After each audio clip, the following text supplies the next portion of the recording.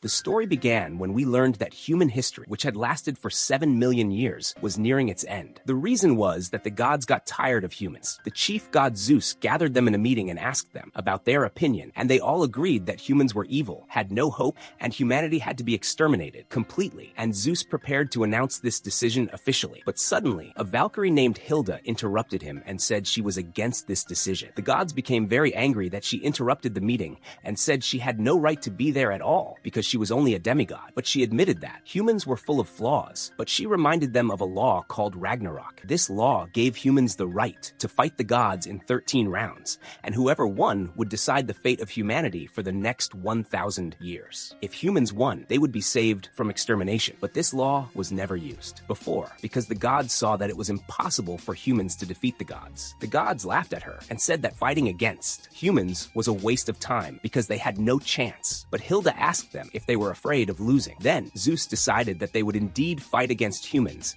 and ordered Hilda to choose the heroes who would represent humanity since she was determined to save them. The gods gathered in the arena, and the sentry of the apocalypse, Heimdall, announced the beginning of Ragnarok. He introduced Thor as the representative of the gods in the first round, and they were all confident he would win because he was the strongest god in the north. The rest of the Valkyries were worried that he would destroy the human representative, but Hilda was confident and said she chose the strongest warrior in human history. Heimdall announced the human representative, and the humans cheered when the strongest hero of the three kingdoms, Lu Bu, appeared. Both sides prepared for battle, and when Lu Bu got down from his horse, his spear touched the ground. Gol was surprised and asked if he could really defeat Thor. Hilda told her not to underestimate humans, and noticed that the gods saw themselves as superior to them, and she was waiting to see their faces when they lost. Heimdall blew the Gjallarhorn, and this was the announcement of the start of the battle, but everyone was surprised why the two had not raised their weapons yet. The two walked toward each other, and we learned that each of them defeated all his opponents with just one blow, so everyone was very confident in his power. Lu Bu attacked first, and Thor blocked the blow with his hammer, but Lu Bu was able to push him and forced him back a step. Everyone was amazed that a human could match the power of a god,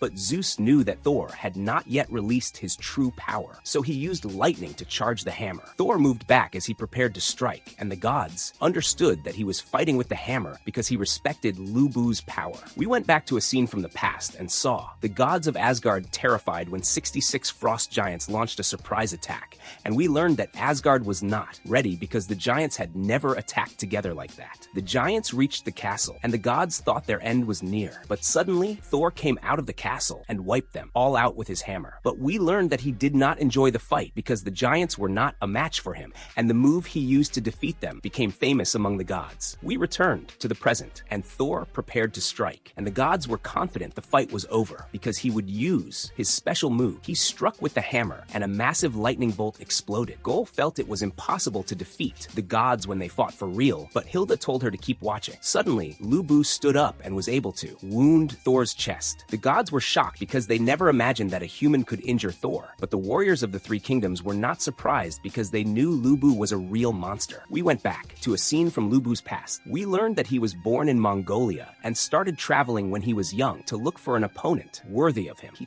toured the entire Eurasian continent and defeated everyone who stood in his way. He became a war leader and attacked armies without fear and destroyed them completely, and people followed him because of his terrible power. But after 30 years of travel and fighting, he began to lose his mind because he could not find anyone to be his match. He got tired of fighting and allowed enemies to catch him and execute him because he no longer saw value in life. We returned to the present, and Lu Bu clashed with Thor, happy that he finally found an opponent worthy of him. But Zeus wondered how. His weapon was not yet shattered while blocking Thor's hammer, and then he realized this was due to the power of a Valkyrie. We learned that before Ragnarok began, Hilda knew that even the greatest human warriors had no chance against the gods because their magic weapons had unimaginable power, and she said that human weapons would break if used against the gods. Gol despaired, but Hilda summoned 11 Valkyries. She asked one of them named Rangriz if she knew about Thor's tools. She said that he had iron gloves that could withstand any attack, and also the hammer that destroyed the frost giants. Hilda knew that the gods' weapons had terrifying power, and said they could never defeat Thor unless their weapon was on the same level. That is why she asked Rangriz to sacrifice her body so humanity could win the battle. We returned to the present and saw the spear of Lu Bu glow, and we learned that Rangriz used the Valkyrie technique that transformed herself into a legendary weapon. Lu Bu was able to overpower overpower Thor and prepared to deal him a finishing blow. Thor blocked the attack with his glove, but we discovered that rangriz had the ability to destroy any shield. Thor's glove broke, and this shocked everyone, because this glove was known to be the strongest shield. We learned that Thor's hammer was so legendary that it could destroy entire continents, and no one could hold it because of its immense power. And because of that, Thor wore the gloves to protect his hands. But now one of the gloves was shattered. The humans rejoiced and thought he would not be able to use the hammer again. Lu Bu attacked violently, and Thor began to suffer as he tried to dodge the blows. But suddenly everyone was shocked when the hammer began to transform and a pulsating sound came from it like a living being. Thor realized that the hammer finally woke up, and this made Zeus very excited. Zeus revealed that the legend was misunderstood because the gloves were not made to protect Thor from the hammer, but they were made to suppress his power so he would not crush it before it woke up. He removed the second glove, held the hammer with his bare hand, and unleashed his power while he told Lu Bu not to die because he wanted to enjoy the fight. The gods were excited because this was the first time they saw Thor using the hammer without restraint. Suddenly, he threw the hammer toward Lu Bu, and Lu Bu barely dodged it and prepared to counterattack. But the hammer returned again, so he used his spear to deflect it. When it returned to Thor, he used the speed of its return and struck a devastating blow. The gods recognized this move and said it was the same blow with which Thor killed the serpent that surrounded the world. Lu Bu smiled and attacked without hesitation and took the blow to his face. A huge explosion covered the battlefield, and the humans worried about Lu Bu, but they discovered that he managed to block the attack. They cheered for him, but their joy stopped when they saw that his legs were broken. He fell to his knees, and Zeus thought the fight was over. But suddenly Lu Bu's horse ran to him, and Thor allowed him to ride it to continue the fight. Lu Bu tried to stand up, but his legs were broken, and the humans encouraged him, so he forced himself to stand. Hermes was surprised and said this was against the rules because the fight was one-on-one. But Zeus said that the horse was an extension of Lu Bu's body. Lu Bu spoke to his horse, and the horse agreed to put everything on the line to win. He circled around Thor,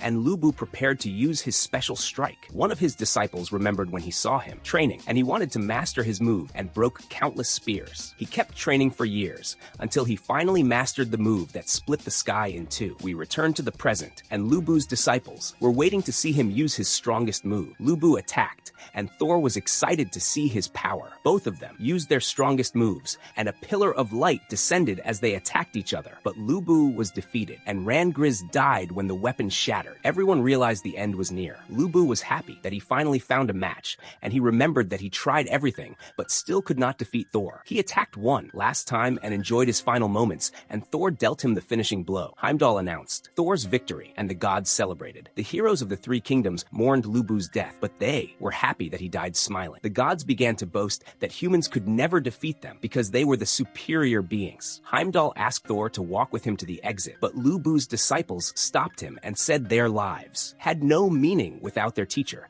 and they asked Thor to allow them to join him. Thor agreed and wiped them all out with a powerful lightning strike, but he thanked them because they were an offering to his friend Lu Bu. Gol asked Hilda what would happen to Lu Bu and rangriz. Hilda explained that Ragnarok was a battle of souls, and it was impossible for anyone to return to life if their soul was destroyed, meaning the two were removed from existence completely. Gol was saddened and asked if this battle had any meaning. Hilda told her that they would not be able to defeat the gods if they kept mourning, and reminded her that the fate of all humanity depended on the result of the fight. Hilda chose the next hero for humanity, and Gol began to lose hope because she saw that even Lu Bu could not win. Hilda opened file number 1 for the next battle. Everyone gathered for the second round, and Heimdall announced the new representative of humanity. Heimdall announced that the greatest Indian king would be the representative of the gods, but no one entered the arena, and everyone was confused. Then we learned that a change happened at the last moment. Hermes played the violin as he entered and revealed that Zeus was the one who would fight in the second round. The humans did not know who he was and were surprised how an old man would fight. Suddenly, his body transformed and became huge, and the gods cheered, and the humans trembled when they knew who he was. Gol wondered why he was fighting early because he was supposed to be the last opponent. Hilda became nervous because she did not expect him to face Adam. We saw a scene from a while before. Shiva was entering the arena excitedly, but Zeus stopped him and told him that it was his turn. Shiva objected, but Zeus showed off his power, and Shiva got scared and left the round to him. We returned returned to the present, and Zeus said that Adam had no chance without a legendary weapon. Zeus got angry and attacked with imaginary speed, but Adam was able to dodge the attack. The humans went crazy with joy, but Ares, the god of war, said that they should not celebrate early. Zeus decided to stop underestimating him and began to attack with terrifying speed, but he was still unable to touch Adam. Zeus praised him but told him that he would not win by running. Adam told him that he knew, and suddenly he used Zeus's own move against him. Zeus was shocked, and the gods were amazed when they saw Adam humiliate him using his technique. Ares understood that he intended to end the fight with a kick, and Adam copied his footwork and kicked him away. Adam said that he did not like fighting but was forced to because of Zeus's challenge. Zeus got angry and his body grew larger, and he challenged Adam to copy the next move. The gods realized that he became serious, and we saw a scene from Zeus's past where he defeated the rest of the gods in a tournament and became the strongest god in existence. But we learned that his father Kronos was the only person who was able to hit him, and that was because he did not see the next attack coming. We returned to the present and saw Zeus use Kronos' move, and he stopped time while he attacked with terrifying speed, but Adam was still able to hit him back, and when time began to move again, everyone was shocked when they saw Zeus lying on the ground, not understanding what happened because he did not see anything. Ares revealed that he was following everything that happened, although the rest of the gods were unable to track the move due to its speed. But when Zeus used Kronos' move, even Ares saw nothing and was shocked when he found his father's head twisted in an instant. Hermes explained that Adam copied Kronos' move to use it against Zeus. But Ares doubted these words because even as the god of war, he did not understand what happened. Heimdall announced that Zeus was defeated and lost consciousness, and Gol could not believe that Adam was able to defeat Zeus by copying his abilities. The humans celebrated because Adam managed to defeat Zeus, and Heimdall prepared to announce him as the winner. But suddenly, Zeus stood up again and said that the fight was not over yet, and put his head back in place. The gods cheered for him, but Hermes noticed that he looked exhausted. Hermes asked why he fought since he did not feel that Adam had hatred for the gods. Adam replied that he fought to protect his children. The humans understood how much he loved them and gathered to pray for his victory. Adam noticed that Zeus was sweating, so he asked him to surrender. Zeus realized that he had to bring out all his power to win, so he crushed his own body. Everyone was terrified when they saw him transform into his strongest form. Zeus attacked and released all the energy stored in his body. Adam responded by copying the move, but Zeus refused to surrender and kept hitting him, making his head look like a punching bag. Gol thought that they were winning, but Hilda screamed in terror because Adam's body began to overheat excessively, and his nervous system was unable to keep up with Zeus's speed. Loki knew that Zeus himself reached his limits, and the matter became just a matter of time until one of them fell. Both of them kept pushing themselves beyond their energy, and everyone stood amazed as they watched the most beautiful battle in history. But everyone knew that it became a battle of patience and endurance. The crowds cheered for their representatives and begged them not to surrender because the end was near. A drop of blood from Zeus entered Adam's eye, and Zeus was finally able to hit him. He began to rain blows on him. He suffered while trying to block the attacks. Everyone thought it was the end. The humans begged the gods to stop the fight and cried as they watched. But Adam heard the sound of a baby crying, and it increased his determination to protect his children. He grabbed Zeus's head and decided to fight to the last breath. He returned the blows and took Zeus's attacks to his face, and it appeared they were equal. Everyone asked who would fall first. Suddenly, Zeus fell to his knees and returned to his normal form. Everyone thought he lost. The humans cheered, but they discovered that he was already dead. Zeus revealed that Adam died while they were exchanging blows, but his body kept striking until the last moment. He thanked him for making him surpass his limits and admitted that if it was a battle of endurance, he would have lost. Heimdall announced Zeus's victory, and the humans cried as they saw Adam's soul shattering, but they swore they would win Ragnarok to avenge him. Afterwards, Gol wondered why the Valkyrie died even though the weapon did not break. The Valkyrie wrist explained that when they merged, their fate became one with the person they merged with. Hilda began to eat to escape her grief and said that they had to do anything to win the next round, but she learned that the next representative of the gods was Poseidon. Gol wondered why. The gods sent their strongest fighters early when this was only the third round. Hilda was confused about who to choose to represent humanity. Suddenly, a mysterious man appeared and volunteered to fight. Hilda did not know him, but when she opened his file, she discovered that he was a famous swordsman named Kojiro Sasaki. Gol wondered why he looked old, even though souls were supposed to return in their prime. He replied that he was stronger now because he never stopped training, even after his death. Everyone gathered for the third round and noticed the arena was full of water, so they understood that Poseidon was the one fighting. He split the water as he entered, and Heimdall introduced him as the most terrifying god, but he appeared indifferent. The rest of the gods were afraid of him because he was the older brother. Kojiro entered riding a boat, and Heimdall said he was the greatest greatest swordsman in history, even though he was a loser because he became stronger every time he lost. Humans doubted he had any chance and wondered why Hilda did not choose Miyamoto Musashi, who actually killed Kojiro. Goal noticed that the humans were worried, but Hilda said she trusted him because he never stopped training. Kojiro drew his sword, and it made a sharp sound that startled all the swordsmen in the arena. Musashi's son underestimated him, but Musashi himself tore the book. He wrote and said that Kojiro reached the highest level in the art of swordsmanship. Heimdall announced the start of the fight, but Poseidon and Kojiro kept staring at each other, and everyone wondered why they were not moving. Hermes knew that Poseidon was waiting for Kojiro to enter his range. Kojiro imagined many scenarios in his head, but every time he tried to attack, he imagined himself dying. Goal understood that he was afraid to enter Poseidon's range. Hilda revealed that the gods themselves were afraid of him because he killed his older brother on Mount Olympus. We saw a scene from the past, the Olympian god Adamus, who refused to acknowledge that his younger brother Zeus was the greatest king, gathered a huge army, and decided to revolt against him. He went to Poseidon and asked him to join the rebellion, but Poseidon despised him. He got angry and demanded respect, but Poseidon said that he did not deserve the title of king because of his actions. Adamus raged and attacked, but Poseidon stabbed him before he could do anything. Poseidon knew that Hermes was watching him and asked him to rewrite history so no one would know about Adamus. We return to the present, and Ares was shocked when he learned that Adamus was defeated with one blow. But Hermes explained that this was not the only reason that scared the gods of Poseidon, because not a single god objected when he decided to erase Adamus from history. They were all afraid to oppose him because he acted as if he was above them all. Kojiro noticed that Poseidon was not looking at him at all and did not know how to attack, so he decided to sit on the ground and wait for him to move. We went back to Kojiro's past and learned that he never won a battle in his life because he always challenged those stronger than him. He arrived late to a school, so the instructor got angry, gave him a sword, and told him to defend himself. Kojiro was able to block the first blow,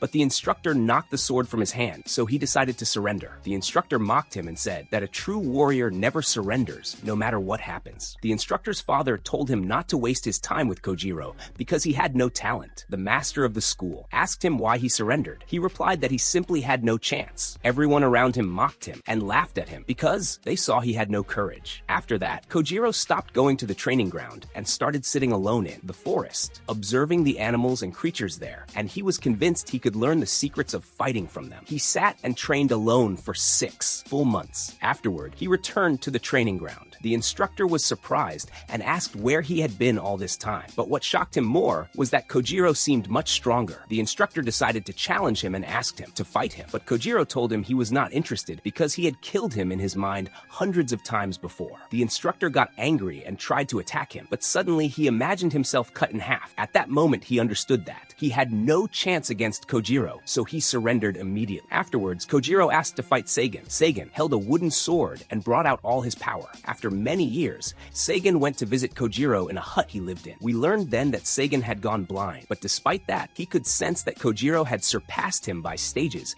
because he never stopped training alone. Sagan offered him to become a teacher at the training ground, but Kojiro said that he intended to leave soon because he wanted to fight warriors stronger than him. And indeed, he traveled to every land, and every time he met a great swordsman, he challenged him and lost to him. But with every defeat, he learned from his mistake until he became the greatest loser in history. We return to the present, and Kojiro understood that he had to defeat Poseidon to live, so he decided to give it his all. He ran toward him and attacked, but the first blow missed. Poseidon prepared himself to stab him, but suddenly Kojiro swung his sword up with lightning speed and managed to cut some of Poseidon's hair. Musashi remembered the moment Kojiro used the same move against him. Poseidon began to approach him and stab with his trident with terrible speed, yet Kojiro was still dodging the blows. Hilda knew he did not have Adam's strength, but Kojiro had analyzed Poseidon before the fight, began and killed him in his mind an infinite number of times, and that is why he knew how to deal with his attacks. Suddenly, Poseidon whistled a strange tune, and then he ran with unnatural speed and managed to hit Kojiro with a direct blow. The gods started cheering for Poseidon, but they fell silent suddenly when they noticed he was annoyed. Kojiro asked him why he did not want his friends to cheer for him. So Poseidon said that gods did not need friends because they were perfect beings who could do everything alone. Kojiro replied to him and told him that existence in this way was a pathetic existence. These words angered Poseidon very much, and he began to hit Kojiro with a torrent of terrifying attacks. Kojiro managed to block all the blows and was evolving with every second of the fight. He tried to cut Poseidon, but suddenly Poseidon disappeared and appeared behind him and struck with his trident, breaking Kojiro's sword in half. Everyone thought the battle was over. over. Kojiro thought about surrendering, but rejected the idea and remembered his duel with Musashi. We learned that the story told about this duel was not accurate because it was written 150 years later. The truth was that Kojiro really thought about surrendering, but decided to continue to the end because he knew he would regret it if he left the fight while he was enjoying it. Musashi understood that Kojiro was ready to die, so he got excited and decided to fight him until the end. The two exchanged blows while enjoying themselves. Kojiro managed to cut Musashi's face again, but Musashi regained his strength quickly and dealt him the finishing blow, and Kojiro understood his end was near. We returned to the present, and Kojiro held the two halves of the sword and said it was impossible for him to lose to Poseidon because he never knew what it meant to be a winner. The two halves of the sword began to glow, and Hrist used the power of merging again and transformed into two different swords. Gol was surprised how this happened, so Hilda explained to her that Hrist had two personalities and was the only Valkyrie who had two powers inside her. Gol thought that. Hilda expected the sword would break, and that was why she chose Hrist. But Hilda told them that this was just luck. Poseidon attacked again, and Kojiro blocked the attacks and ran forward and began to mimic the moves of the swordsman who defeated him before. The gods were shocked when they saw him wound Poseidon. Poseidon tried to stab him, but Kojiro blocked the blow with the style of Musashi. Everyone realized that Poseidon was actually injured. The humans began to cheer, but Poseidon whistled again and slicked back his hair with his blood and decided to fight for real. He hit Kojiro in his shoulder, and Kojiro tried to analyze the attack, but his speed was not enough against Poseidon's speed. Then Poseidon used his strongest attacks and hit him from all directions. As Kojiro was blocking the blows, he began to doubt if he could win, but he remembered all the swordsmen who defeated him and heard their voices encouraging him. He got excited and refused to surrender. He was bleeding, and Poseidon was stabbing him time after time, but he managed to block a blow and said, "Even a loser loves to win." In that moment, he acquired the ability to read all of existence and became able to use the elements of the universe to predict his opponent's moves. And indeed, he began to dodge Poseidon's attacks. The gods were shocked when they understood that he could now see all his moves. Kojiro ran, and Poseidon tried to strike his heart, but Kojiro cut off his arm. Poseidon tried to continue, but everyone was terrified when Kojiro cut him to pieces. The humans celebrated their first victory against the gods, and Heimdall announced Kojiro's victory. The gods were angry because the strongest one among them was defeated, Kojiro. Kojiro was about to fall from exhaustion, but Hrist encouraged him, and he thanked her for her help. They left the arena together, and Gol was happy that they finally won. But Hilda reminded her that the battle was not over yet, and they still needed to win 6 more times after that. The gods gathered at Zeus's place and began to discuss how humans defeated Poseidon and almost won the first 2 rounds. Zeus said they had to admit that. Humans were strong, and they had to take Ragnarok seriously, especially since Hilda was ready to do anything to defeat them. Hilda and Gol began to think about the next duel and discovered that the gods would send Hercules. Although he was on a different side, they saw him like their brother, and Hilda wished him luck. Loki went to him and asked him how he could destroy humans when he was half human, but Hercules said that he would fight with all his power for the gods, and after he won, he would ask for a pardon for humans. The new round began, and Hilda chose Jack the Ripper to fight for the humans. Hercules got angry when he learned that he would face a serial killer, and the audience itself was confused about who to cheer for. The arena transformed into a part of London. Jack took out his legendary weapon, giant scissors that cut anything. Hercules prepared himself, but Jack ran. When Hercules caught up to him, he found him sitting and drinking tea. He asked him to fight, but Jack ignored him. Hercules approached and fell into traps and wires, and knives fell on him. But he said that human weapons did not affect the god. Jack escaped with a grappling hook, and Hercules jumped after him and hit him with his club. Jack blocked with the scissors, but they broke. Jack retreated and took out knives, and Hercules told him they were useless, but the knives stuck in him. Hercules was surprised, and Jack revealed the truth and said that his real weapon was the bag from which he could produce any legendary weapon as long as it fit inside. Jack kept throwing knives, and Hercules blocked most of them, but some hit him. Despite that, Hercules continued the attack. When he struck with the club, Jack used an umbrella and spun it to block the blow. Jack provoked him, so Hercules activated one of his 12 labors, and the tattoo on his body grew, and the club transformed and released a wave like a lion that hit Jack and sent him flying into a building. Jack got up and put his dislocated shoulder back in place. The tattoo spread on Hercules' body, and Loki asked about it. Ares explained that when Hercules finished the 12 labors and mastered the magical arts, this power came with a price. Every time he used it, the tattoo spread, and the pain he felt was enough to defeat any normal god. If the tattoo covered his whole body, Hercules would die. Yet Ares was confident in him and said that his will was stronger than any god. We saw in the past that thousands of years ago, there was a boy named Castor who was bullied. His friend Alcides tried to defend him, but was also beaten. Castor was surprised how he tried to fight when he was so weak, but Alcides told him that what he did was the right thing. Although he was a skinny and weak boy, his heart was very big and he had a high sense of justice. He kept training with all his might, but the bullies mocked him and told him to go drink from Zeus's blood in the temple, because legend said that if a real hero drank this blood, he would become a god. But if he was not a real hero, he would die instantly. Castor told Alcides not to believe this talk, because it was just a legend. Alcides told him he knew, and that although he wanted to be strong, there was no point if he died trying. So he continued training, and with time, he reached a stage where no one could mock him. In a meeting of the gods, they decided that humans had become too evil, but Alcides stood before them. Ares knocked him down easily, but he stood up before him again. He decided to risk everything and went to drink Zeus's blood. His body convulsed violently, and he fell to the ground. Ares continued his advance, but Alcides stood up again, and his body became much stronger. The soldiers attacked him, but he defeated them all and began to fight Ares one-on-one, and neither of them intended to retreat. Suddenly, Zeus appeared and stopped the fight. He told Alcides that he would make him a god, because if he left him on Earth, he would cause many problems. Alcides agreed on the condition that they swear that they would never harm humans again. From that day and for 4,000 years, the gods did not interfere in the affairs of Earth. Alcides took his place among the gods as the son of Zeus and was named after his wife Hera and became known as Hercules. We return to the battle, and Jack and Hercules were continuing their fight. Jack was throwing blades and knives and jumping everywhere. As Hercules approached, Jack began to jump in the air,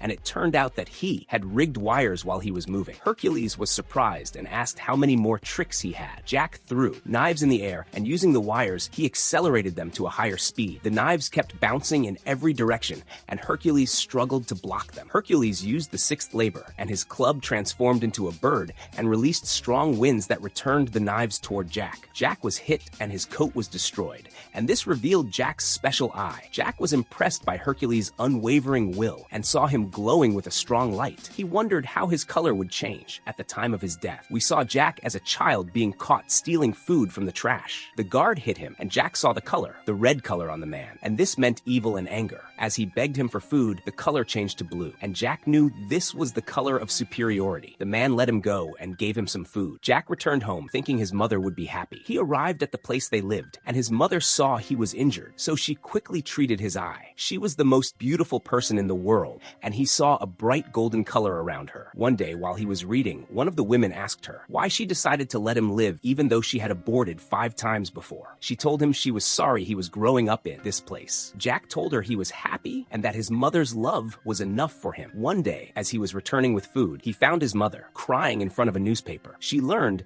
that the man she loved got married. He had promised her he would return to her 13 years ago, and she collapsed. Jack tried to comfort her and told her they were still together, but she yelled at him and told him he was worthless, and she wished she had aborted him then. He understood that he was just a tool to connect her to the man she loved, and he saw her color turn red. Jack grabbed her by the neck, feeling that this color was disgusting. When her color became purple, he knew it was the color of fear, and he found it beautiful. His mother managed to escape, but Jack stabbed her in the neck and told her she was most beautiful now. Jack told Hercules that the moment of death was the most beautiful thing when all people turned to fear. Hercules replied to him and told him that when he died, there would not be any fear in his heart because the only thing he feared was the absence of justice. The battle continued, and Jack was cornered with his back against a large clock. He used the grappling hook to escape, but Hercules knocked down the tower. Jack held on to the clock hands, and Hercules prepared the 7th labor. The clock face fell, and Jack threw it at Hercules. Hercules told him that human weapons did not harm gods, but as he blocked it, his shield was cut. Jack revealed the truth and said that the story of the bag was a trick to make Hercules lower his guard and that his true legendary weapon was the gloves. He held a pebble and showed that anything he touched turned into a legendary weapon. Ares was shocked because he understood that Jack touched everything, meaning the whole city became a weapon. Ares was confused, but Zeus struck him with a thought about Hercules' type. Hercules anchored himself and said that his friend Hercules could never lose even though he was surrounded. Hercules did not show any fear. He said that as a human and a god, he saw humans' flaws, yet he still loved them. Jack saw the color of love around him, a color he never never imagined seeing again. Hercules announced that he would save him too. Hercules threw his club into the sky and activated the 12th labor. Terrifying dogs descended on him,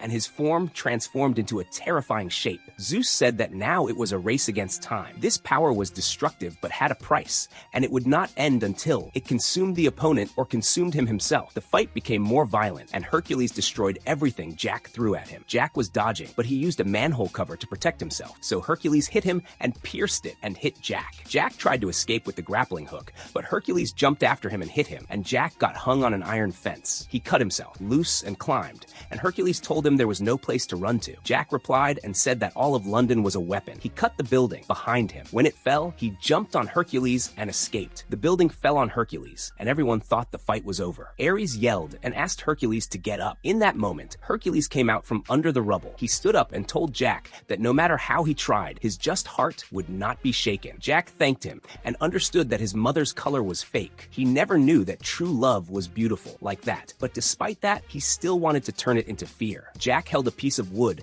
and part of a door and turned them into legendary weapons and attacked Hercules head-on for the first time. Hercules smashed the shield, and Jack was thrown far away. He went back to dodging the blows. Ares feared he was wasting time until the tattoos finished Hercules' body, but Loki worried and pointed to the blood that Jack was cleaning and said that his time was also about to run out. Jack kept dodging, waiting for the right moment. He carried an iron spike from the fence and managed to only scratch Hercules, so Hercules hit him and knocked him down. The gods started to rejoice, but Jack sang the bridge song as he barely stood up. He approached Hercules and tried to stab him again, but Hercules hit him. When he prepared the finishing blow, Jack suddenly stabbed him with his hands. Hercules understood that Jack had soaked his gloves in his blood and turned his own blood into a legendary weapon. When he realized he lost, he asked Jack about his color. Jack told him his color did not change. Hercules rejoiced at these words. He hugged him and reminded him that he would always love humans. His soul began to break and fade, and the gods stood unable to speak as he disappeared. He hoped Hilda was seeing him and said he was leaving the rest of the mission to her to save humans. Goal cried for Hercules and asked Hilda if she was happy that Jack killed him, but Hilda said she was just doing what had to be done to save humanity. Hilda entered a room and paid her respects to the fallen heroes and cried as she placed a new cup for Hercules and said she would join him as soon as everything was over. Ares was sad about Hercules' death, but Zeus was, drowning in anger when he learned that the result was a tie of 2-2 with the humans. He unleashed his anger and destroyed the viewing area and completely refused to let the humans take the lead. We met Lord Buddha, and he saw Loki waiting for him. Buddha asked him if he came to fight, but Loki only asked him about the legendary Valen. He said he was surprised that the Valkyries possessed such a powerful technique like that, and accused Buddha of using it to help the humans, and asked him if he was a traitor. The atmosphere became very hot, and at that moment, the 7 lucky gods arrived, and they also wanted to judge Buddha. One of them, named Ebisu, tried to intimidate him, but Buddha did not care. Ebisu tried to hit him, but Buddha threw his candy and stopped the attack. The lucky gods prepared for battle, and Loki stood on their side. Buddha told them to come with everything they had, and his power emerged. At that moment, Kojiro arrived with 2 other human heroes and stood next to Buddha, and prepared to fight the gods. Suddenly, Zeus struck the ground with a blow that broke everything and stopped the situation, but he still wanted to kill. However, Odin released a terrifying aura that scared everyone, so they decided to leave. Zeus warned Buddha not to cause trouble, but Buddha laughed and said he did not take orders from anyone. At the same time, Goal apologized to Hilda for her outburst, but Hilda told her there was no need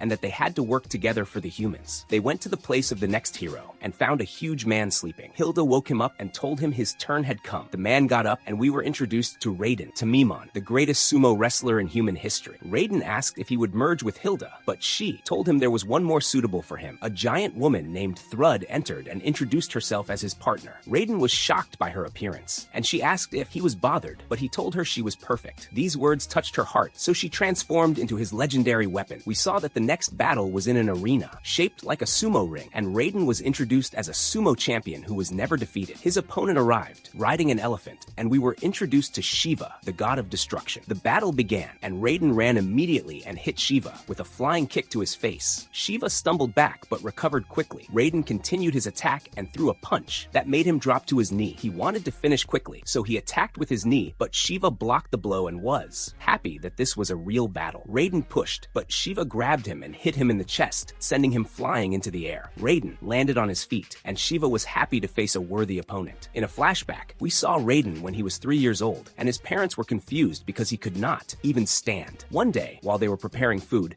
they were surprised to see him standing, but his legs were trembling. They rejoiced greatly, but as soon as he tried to take a step, he felt terrible pain and fell. His body was tearing apart, and his whole body broke because his muscles were stronger than the bone. Despite that, Raiden kept trying to walk, and over time, his body built muscles to contain his power and acted like a shield called the 100 Seals. We returned to the present, and Raiden slapped his face and released the 100 Seals. His muscles raged, and Shiva wondered if he was destroying himself, but Raiden called on Thrud to help him and managed to control his muscles. We learned that the lines on his body were the legendary Valan, giving him full control over his muscles. Gol was shocked when she understood that Raiden was the strongest even when his power was locked by the 100 Seals. The body of Raiden stabilized, and he ran towards Shiva and hit him with all his might. Shiva flew back and felt the huge difference in power. The crowd cheered for Raiden, and Shiva was barely standing. Raiden tried to finish him with a headbutt, but he was the one who got hurt. Shiva countered and hit him, saying his head was harder than stone. Shiva began to attack him with a barrage of blows, and Raiden had no choice but to block. He was injured slightly, but he grabbed Shiva's arm and crushed it with his power. Shiva kicked him away, and everyone saw his broken arm. The gods were terrified, but the Hindu gods knew Shiva well and kept cheering for him. Shiva heard their cheers and knew he never disappointed his friends. He got excited and ran toward Raiden, and his blow became stronger. We learned that his fist carried the power of more than 1,000 Indian kings. Raiden tried to counter, but Shiva dealt him a devastating blow that made him cough blood and then attacked him with his head. Raiden did not back down and countered with his head, and they kept headbutting each other. In a flashback, we learned that the Hindu gods were fighting to determine who would rule them. At that time, Shiva and his friend Rudra were adventurous kings living freely. Their land was attacked by a group of other kings. They went to face them, and the invaders laughed at them because they saw them as nothing. But in the end, Shiva and Rudra defeated them. After the battle, Rudra told Shiva about his dream to stand at the peak of India and see things no one had seen before. He asked Shiva to join him and said they could reach any place if they worked together. Shiva agreed because he found it fun. Together, they defeated the rest of the gods, and with every king they defeated, they absorbed his power, but their responsibility grew more and more. In the end, they went to face a king named Indra, and everyone said his power was stronger than the rest of the gods by many times. Rudra decided to face him alone, and after a very difficult battle, he was able to defeat him. In the end,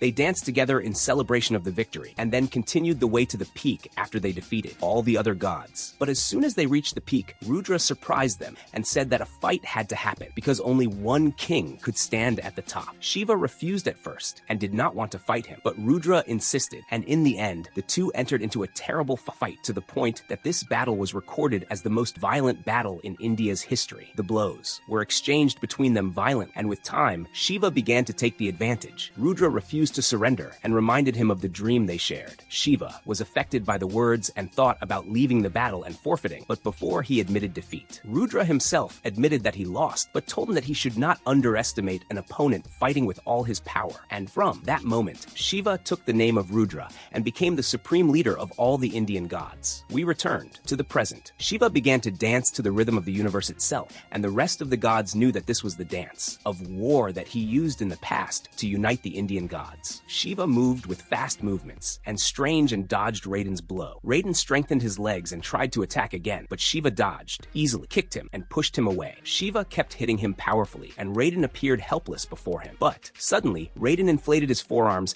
and made a huge shield of flesh to block all of Shiva's attacks. Shiva's dance made his body catch fire, and he continued hitting Raiden with flaming fists. Shiva succeeded in penetrating the shield with his leg and burned Raiden's body. Everyone thought that the humans had lost, but Raiden smiled suddenly when he discovered that he could finally fight with his full power. We went back to Raiden's memories when he was 5 years old, entering a wrestling match with someone bigger than him. He defeated him easily and rejoiced, but the opponent got injured, and people began to look at him like a monster. He asked his mother why he was not like the rest of the children, so she said that his power was a gift from the gods and he had to use it to protect the weak. Raiden grew up and became a kind person and was supposed to stay in his village, but one day a volcano erupted and destroyed all the crops, and a famine occurred. Raiden saw people suffering, and at the age of 17, he left the village and went to Edo to become a wrestler and earn money to help his village. He entered the training arena, and the trainer asked him for a match, but he refused because he did not want to hurt anyone. A man named Ozaki challenged him and told him if he lost, he would return to his village, so Raiden agreed. Raiden attacked him quickly, but Ozaki stopped him and threw him aside. Raiden was shocked, but he kept attacking, and Ozaki kept hitting him while he was lying on the ground. down. Ozaki asked him his opinion on wrestling, and then Raiden discovered his true love for it. From that moment, he dedicated himself to learning wrestling. In his first official match, he pushed his opponent out of the ring easily. After that, he defeated many people with one move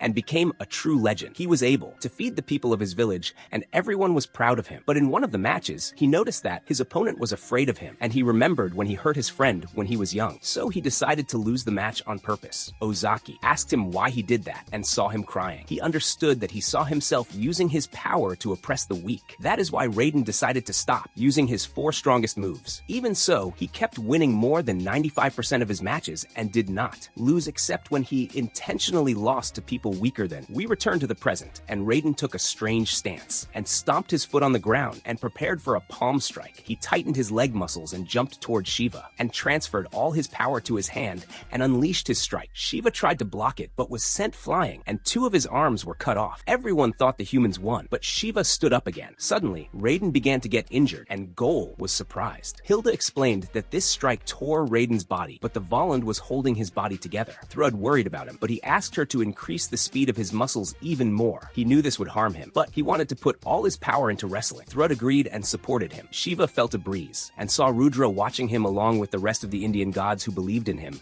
so he decided that it was impossible for him to lose. Shiva dug his hand into his chest, grabbed his heart, and made it beat faster, and fire surrounded his body. He entered his strongest form. The two attacked each other, and Shiva used his burning legs and burned Raiden's muscles. Hilda knew that Raiden was in a difficult situation because his muscles were degrading as the fight dragged on, but Hermes said that Shiva's style was dangerous for him too and could burn his body. Shiva attacked from behind, and Raiden tried to grab him and endure the fire, but Shiva kicked him in the head. Many wrestlers lost hope, but Ozaki said that Raiden was still standing and fighting for all of wrestling, so they encouraged him and gave him new power. Raiden attacked with his head, knocking Shiva down. Shiva stood up, but his body began to fall apart, and the Indian gods knew he was nearing his limit, and Raiden was in the same condition. The battle turned into a battle of patience and endurance for the two, collided, and the crowd roared. Each one was fighting for something bigger than himself. Raiden prepared for the final palm strike. Shiva told him to bring out everything he had. The two attacked with their maximum power, but Shiva's attack prevailed and destroyed Raiden's arm. Raiden thanked Shiva because he allowed him to fight with all his power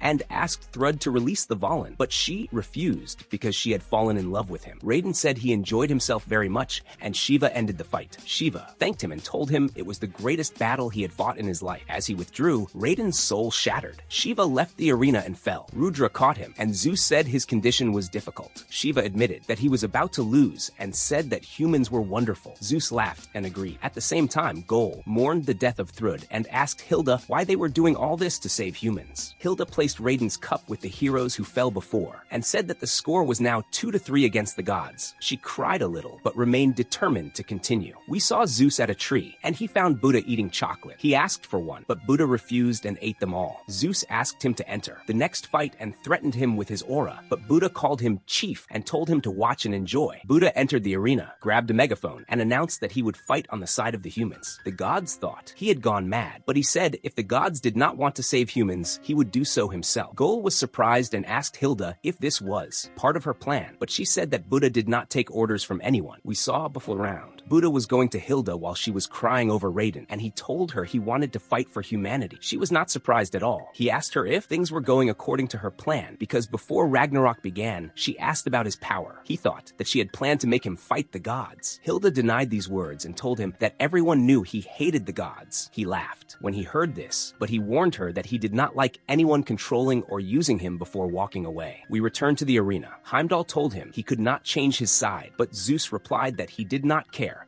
and revealed that Buddha was not breaking any rules. He asked Buddha if he was ready to be the enemy of all gods, but he did not care and said that he was the only thing that mattered. This made the rest of the gods very angry. Buddha asked Zeus who would fight, and suddenly a light came from the sky, and a ship landed in the arena. The 7 lucky gods entered. Heimdall told them that only one could fight, but their leader revealed that they were actually one entity. He removed his armor, and his companions entered his body. A strong light surrounded him and created a large sphere that broke, and a god named Zero appeared. Zero wanted to erase Buddha. As he warmed up his body, Buddha did not seem to care. His back swelled, and he drew a weapon and prepared for battle. Gol thought it was unfair that 7 gods merged into one, but Hilda told her this was his true form and revealed that he was a kind god who wanted to spread luck, but sadness changed him. We went back to his his past. We saw Zero going to the city and seeing people suffering. He cried and thought about what to do to make them happy. He thought about removing the source of their misery so they would be happy. He went to a boy and touched him with his hand and absorbed his misery, and the boy felt better immediately. People began to obey Zero. He kept absorbing the misery of the rest of the people, but after many years, his body tired from the much he absorbed. He returned to the city wanting to know how the people were doing,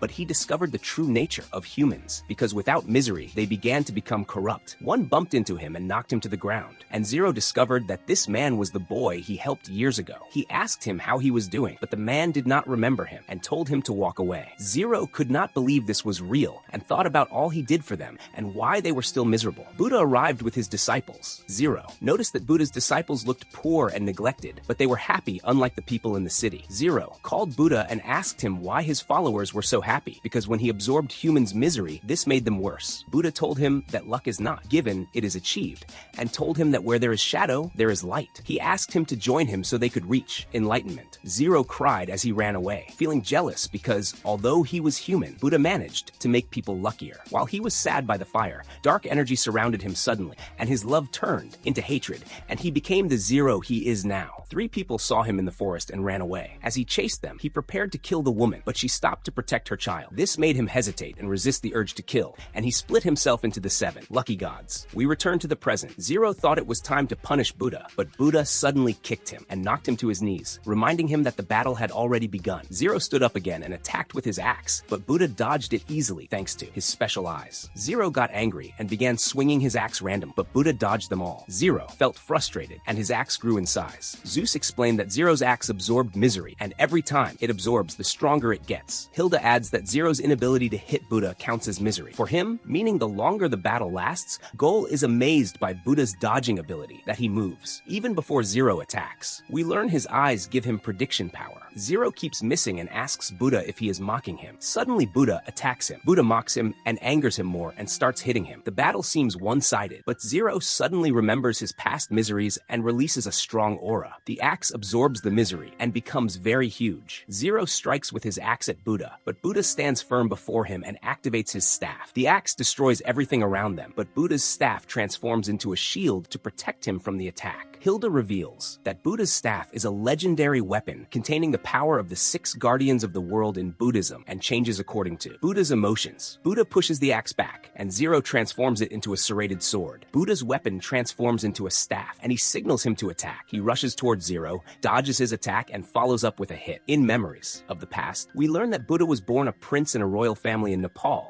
and had everything anyone could wish for. One night, his father, the king, tells him about his destiny to become the ruler of the world and teaches him how to feed the people in his kingdom and tells him that a king's duty is to bring fortune to the people. One day, he meets a distant relative, King Jataka, and they talk about Buddha's destiny to be king. Buddha thinks Jataka is happy because the kingdom is prosperous, but Jataka reveals he is not lucky because he suffers from a terminal illness. He dedicated all his life to serving people and has no idea about the outside world. In the end, Jataka dies. Zero spins his weapon and turns it into 2 swords, and Buddha transforms his legendary staff into a spear with an axe. The two begin exchanging blows. Zero gets wounded, but this angers him more, and his weapon changes again. Its blades get close to Buddha, but Buddha's weapon transforms into a knife and is able to destroy the blades. Buddha manages to get close to him, and their weapons clash. The audience starts cheering for Buddha. Zero gets upset because no one cares about him like in the past, and extends his weapon suddenly, almost hitting Buddha. Buddha tells him he needs to love himself, but Zero says this is nonsense and tries to attack him. Buddha tells him he has grown attached to him. Zero thinks he is lying, but when he looks at Buddha's face, he sees his honesty. This makes him discover that he just wanted to be like Buddha, whom everyone loved. His weapon begins to lose its power gradually. Buddha throws his weapon and says he wants to end everything with his hands, and they start fighting each other. Zero discovers that Buddha is the one who understands him the most. In the end, Zero feels happiness when Buddha hits him with a strong blow and knocks him down. The audience cheers for Buddha. Then Zero's horns exit his body and he returns to his true form. He wants to make people happy again, but suddenly the horns thorns return to his head, causing him pain, and dragons come out of his body. The dragons coil and form a sphere, and a huge demon appears from it. Buddha jumps away, unable to predict his movement, and asks himself what is happening. The demon explains that Zero is finished and introduces himself as Papias, the Demon King. Buddha is surprised. Papias is not sure what he wants, but he says he wants to test his power. Ares asks Hermes about Papias, but he knows nothing. Hades joins suddenly and says Papias is not a god. Ares gives his chair to him. Hades reveals that Papias is a legendary warrior from the underworld where the wicked dominate. He tells them that although he is the king of the underworld, he never saw Papias before and wonders why a god transformed into him. Buddha starts fighting Papias, but he is unable to predict his movement now. Hilda says Buddha's eyes can see the spark of the soul that moves before the body, but Papias' soul is dark completely, so he sees nothing. Papias decides to fight with all his power. He tightens his arm and transforms his weapon into a drill. He attacks Buddha, who tries to defend with the shield, but the drill penetrates it and takes Buddha's eye. Papias is impressed that he managed to dodge the attack because he was aiming for the brain. He transforms his arm into an axe and continues the attack. The two continue exchanging blows, and Buddha gets injured again. Ares is surprised by Papias' power, and Hades says that any normal god would not be able to stand against him. He explains that Papias destroyed half the underworld before,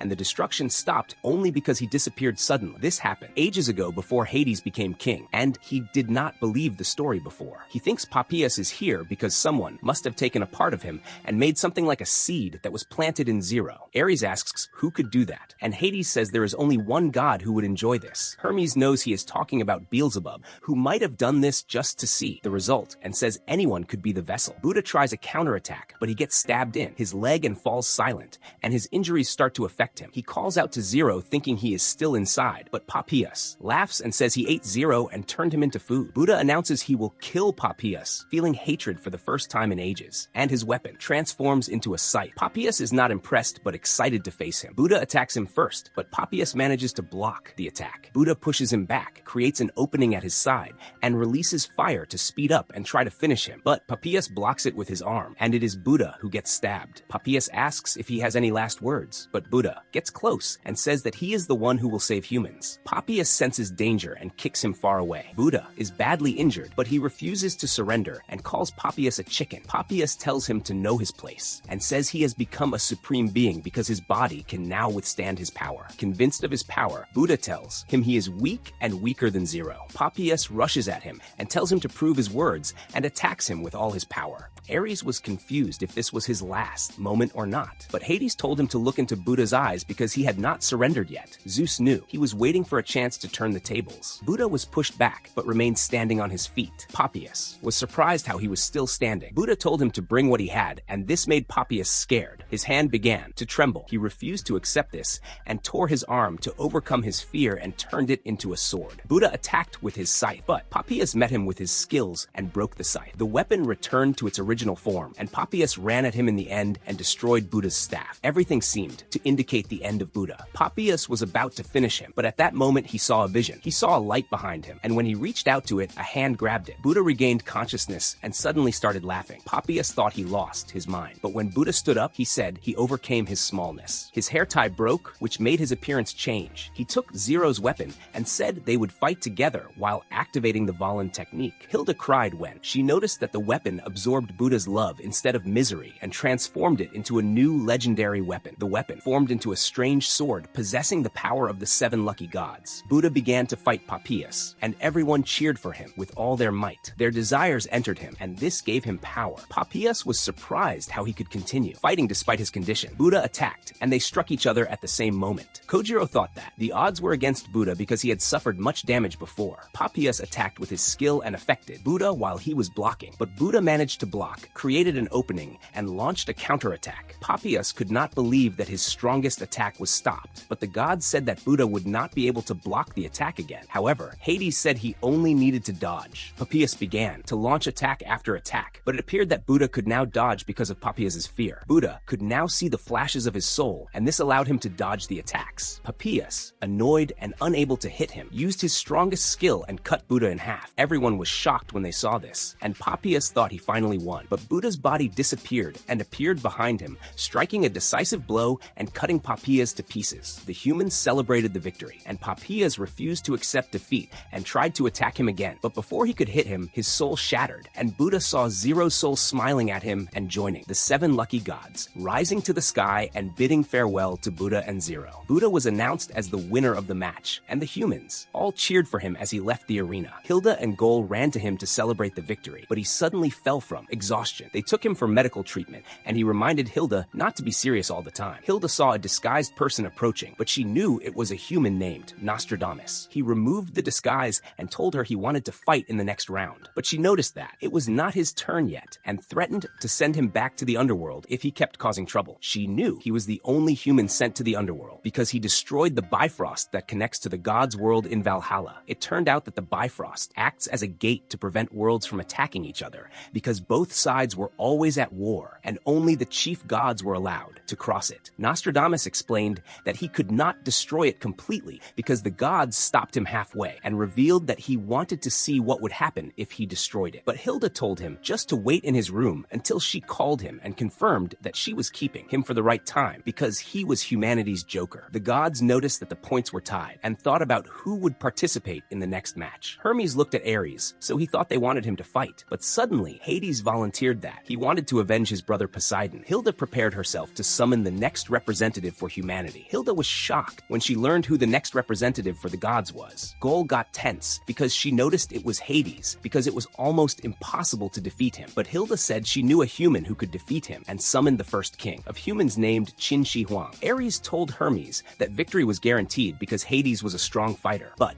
Qin suddenly sat with them. They thought he was lost, so Ares told him it was forbidden to sit with the gods and prepared to take him away. But Qin easily overcame him and threw him to the ground. Hermes found him interesting, but Qin told him to know his place and added that any chair he sat on became his throne. He told Hermes he was thirsty, so he brought him honey water, and he commented that it was delicious. Suddenly, Gol entered and told him she was looking for him. Hilda reminded him not to leave the waiting room alone. He told her that any place he walked in became the right path, but Gol thought he was just lost, and Hilda told them they had to leave, but he refused because he liked the place. She told him he could not stay because the next match was about to start and reminded him that he needed to fight. Ares and Hermes understood that he was the next representative for humanity, and she offered to take him to the entrance, but he told her he would make his own way. Heimdall announced that the next round was about to start and introduced the next representative for humanity, but no one came out of the entrance. Someone struck a gong, and the previous emperors of China arrived to make a path for Qin, who began walking to the arena. Heimdall introduced him as the man who defeated 6 kings from the warring states and united all of China. He mentioned that he was the first human in history to reach the rank of emperor. He jumped into the arena, and the Valkyrie Alvider was upset because she said he did not train on the Volund with her and thought they could not unite their hearts because they lacked chemistry. But he carried her and told her to calm down, and she immediately fell in love with him. So they activated the Volund, and she transformed into the legendary armor that improved his martial arts skills. We saw Hades walking to the arena when he met Poseidon's servant, Proteus, who gave him Poseidon's trident. He told him to use it to avenge Poseidon. Hades merged it with his bident, and it transformed. Heimdall introduced Hades as the representative of the gods. He walked to the arena normally, but everyone trembled when they saw him because he was the king of the underworld. The match began, and Hades started attacking like Poseidon, but Qin was able to avoid his attacks. Hades ran at him using his special move, so Qin jumped away,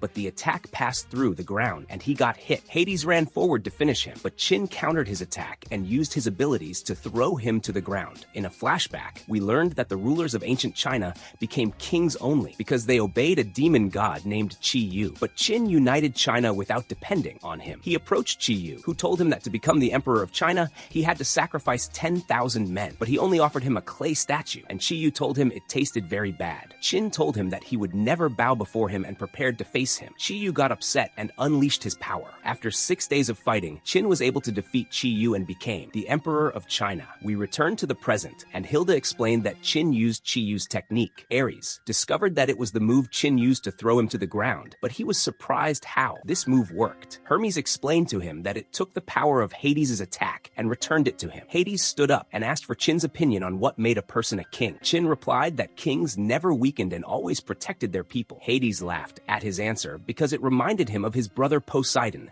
who had a strong opinion on kingship. Hades said he would not surrender to the human king and tried to crush Qin with his spear with all his might. Qin used his chi to absorb the power of the attack, but Hades overpowered him and smashed him into the ground. Everyone thought the battle was over, but Qin stood up and removed the blindfold from his eyes and told Hades he was ready ready to continue the fight. Hades began to attack him with a huge amount of blows, and Qin was able to dodge them. But Hades tried to crush him again, so he blocked the attack with the Chi-Yu technique. Everyone noticed he was suffering, and Gol worried, but he fired an air bullet that hit Hades' shoulder, and this weakened him. Qin used his ability to lift him and smashed him to the ground. Hades immediately stood up and wondered how Qin was able to return his attack. The two ran toward each other in a direct confrontation, but Qin fired an air bullet at him, and Hades felt his power leaving his body. His attack failed, and Qin pushed him back. Everyone noticed that he was able to injure Hades' body. Hades discovered that. Qin was using air bullets to disrupt the flow of energy. He admitted he was impressed, and Qin said that he could see stars in Hades' body. Gol was confused about what stars meant. Hilda explained to them that they were specific points he targeted to disrupt the energy flow. Gol wondered why he was covering his eyes. Hilda explained to her that because of his ability, it had a flaw. Gol discovered that Qin was injured in the same place he hit Hades. Hades discovered that. He felt the pain of others when he used his eyes and thought it was a burden. But Qin disagreed and told him that this helped him become the greatest king in the world. In another flashback, we learned that before Qin was born, his country was at war with a state named Zhao, which held a member of the royal family named Zichu hostage. The child who was born was Qin, who was born in enemy territory. His father Zichu returned to his country, and his mother did not care for him, so he was abandoned. His country's army invaded the capital of Zhao, and they knew he was there, but they did not even care to save him. 5 years after the invasion, we saw Qin was 7 years old, but still held captive in Zhao,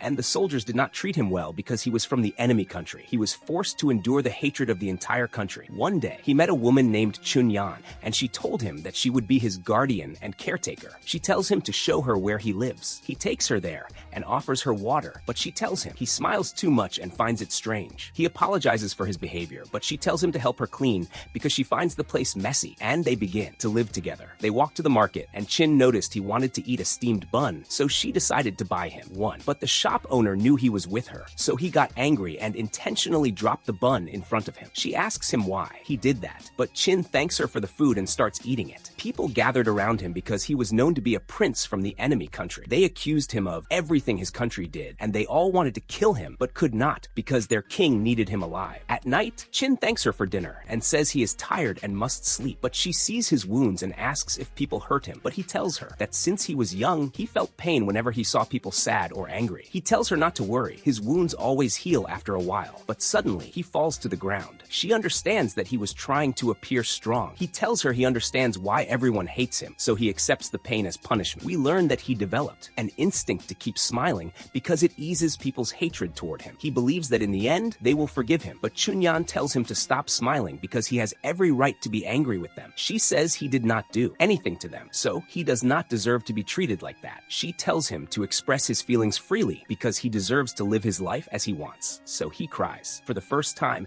and wonders why people explode their anger on him and says he hates them all. The next day, Qin wakes up and finds Chunyan has prepared breakfast for him and gives him a blindfold and tells him it will help him relieve the pain. He promises he will wear it all his life. They began to enjoy their life together, and he finally learned what it meant to be happy. After 2 years, the kings of the Qin state died one after another, and Zichu took the throne, so Qin became the crown prince and was allowed to return to his country. He rode a carriage with Chunyan, who told him they would say goodbye when they reached his country, but suddenly they were ambushed by Zhao soldiers who were able to finish off Qin's guards easily. She thought they wanted to kill him because they knew they could not touch him when he returned to his country, so this was their last chance for revenge. Qin prepared to fight them, but she knocked him to the ground and told him to stay away because he was still a child. She told him to focus and watch how she worked as his bodyguard. She started fighting the soldiers, but one of them stabbed her from behind. She recovered instantly and knocked that person down, but their leader cut her and tried to kill Qin, but Qin suddenly stood up and broke his neck. She fell to the ground. Qin asked her why she sacrificed herself to protect him, and she revealed to him that she had a son about his age, but he was buried alive by the Qin state, so she decided to be his guard to kill him, but she changed her mind when she knew him because she discovered he was a kind person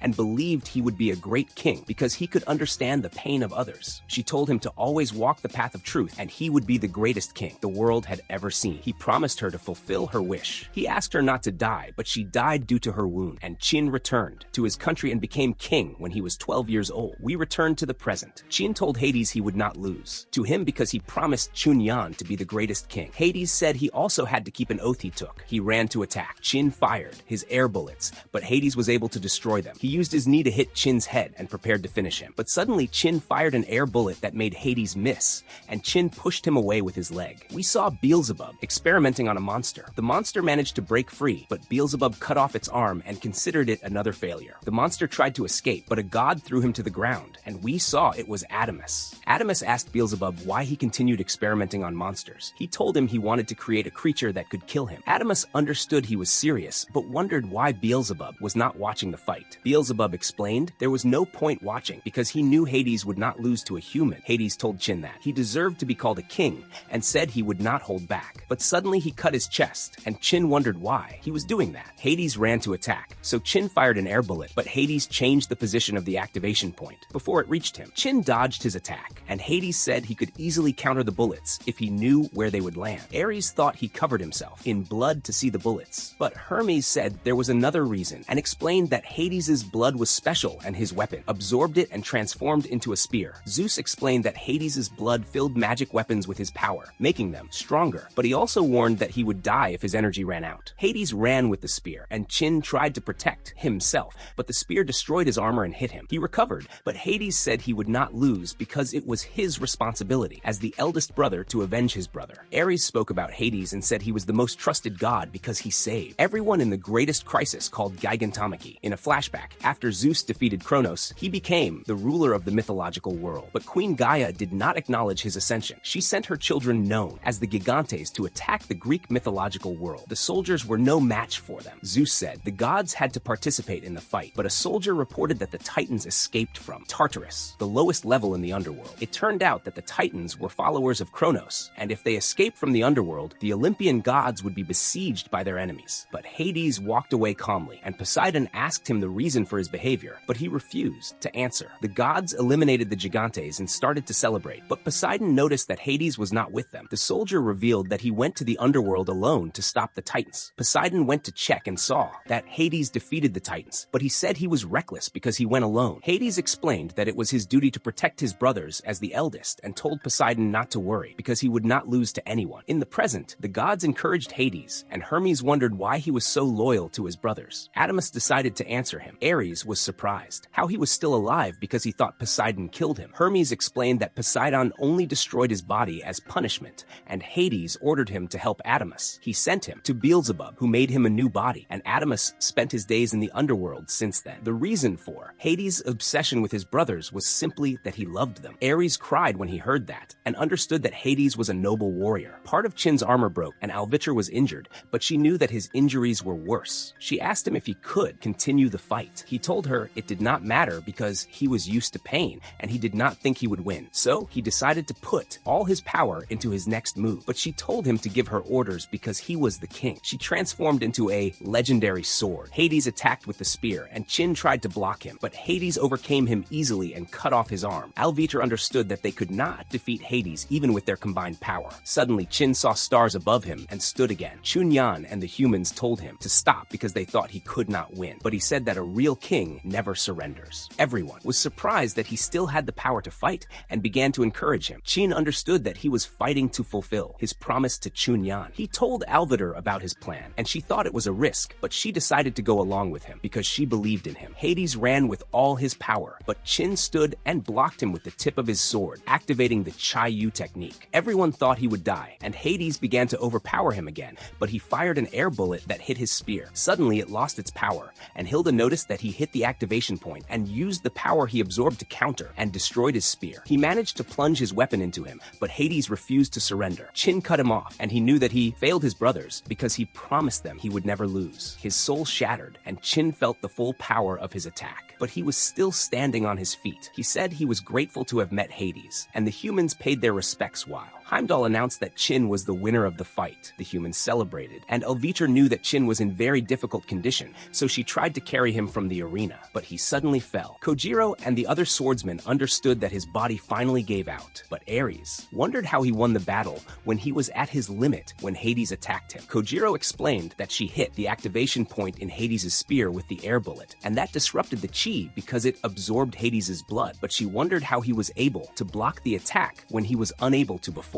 Izami explained that instead of using his body to redirect the power of Hades' attack, he used his sword to store the power and destroy the spear. Everyone was surprised by Chin's ability to do that while he was severely injured, and they began to acknowledge him as the greatest king in history. The gods could not believe that Hades was defeated. Adamus smashed the door and told the others that he did not care about Ragnarok and that he intended to act on his own. After that, Heimdall announced that the humans finally took the lead. We saw everyone renovating the arena because the time for the next battle was approaching. Chin and Alvidar received medical treatment, and the doctor said that Chin's condition was very critical and they were not sure if he would be able to stand. But suddenly, Adamus appeared and asked them where to find Chin. Hilda refused to tell him, so he tried to kill her. But Beelzebub suddenly cut off his arm. He told Adamus not to spoil the fun because Ragnarok would end if he killed her, and Beelzebub told him that he would spoil Hades' legacy if he acted alone, so he decided to leave. Hilda thanked Beelzebub for saving her, but he told her to prepare because many of the gods could not wait to slaughter all humans. They saw Buddha resting under a tree, and a man named Kin came to him and told him the nurses were worried about him because he escaped from the hospital. He explained to him that spending time in nature helped him recover, and Kin brought him candy as a gift. He started eating it, but he told him to look for Siegfried, the hero who kills dragons. Hermes played a morning song for Hades, and it turned out he made music for all the warriors who died in Ragnarok. But he was surprised Beelzebub wanted to ask a favor. He asked Hermes to deliver a message to Zeus and said that he wanted to fight in the next round. Hilda and Gol went to the next fighter's room, and Gol noticed that the place looked strange. So Hilda told her that she was about to meet the only true magician of humanity. We met a famous scientist named Nikola Tesla, and his inventions are still used to this day. Hilda said that humans thought his works were magic, but he was annoyed and clarified that he hated hearing the word magic because his inventions were scientific. He said he finished his research, and all he needed were the necessary materials to prove his theory. She called a Valkyrie named Gondul and used the Valen technique. She released a shockwave and transformed into a suit of armor. In a flashback, it turned out that Beelzebub was the saddest god because everyone thought he was cursed by Satan, so he killed anyone who approached him. But 3 gods approached him, and their leader Lucifer invited him to join them in this beautiful place. Beelzebub told them to stay away from him because he was cursed, but Lucifer did not believe the rumors because he did not believe in Satan. His friends agreed and started joking, and suddenly one of them objected, which made Beelzebub laugh. He decided to join them, and they entered a forbidden area in this beautiful place and took apples. The guards saw them, so they ran and ate the apples together. Beelzebub continued to spend time with Lucifer and the others, and they enjoyed singing around the fire. But the next day, Beelzebub woke up covered in blood and discovered that his friends died. He wondered what happened and remembered that people were afraid of him because they thought Satan would rip out their hearts if they got close to him. He understood that. Satan killed his friends and decided to avenge them. He started searching for Satan, but Queen Lilith approached him and offered to help him. He told her to stay away, but she said that Lucifer was also her friend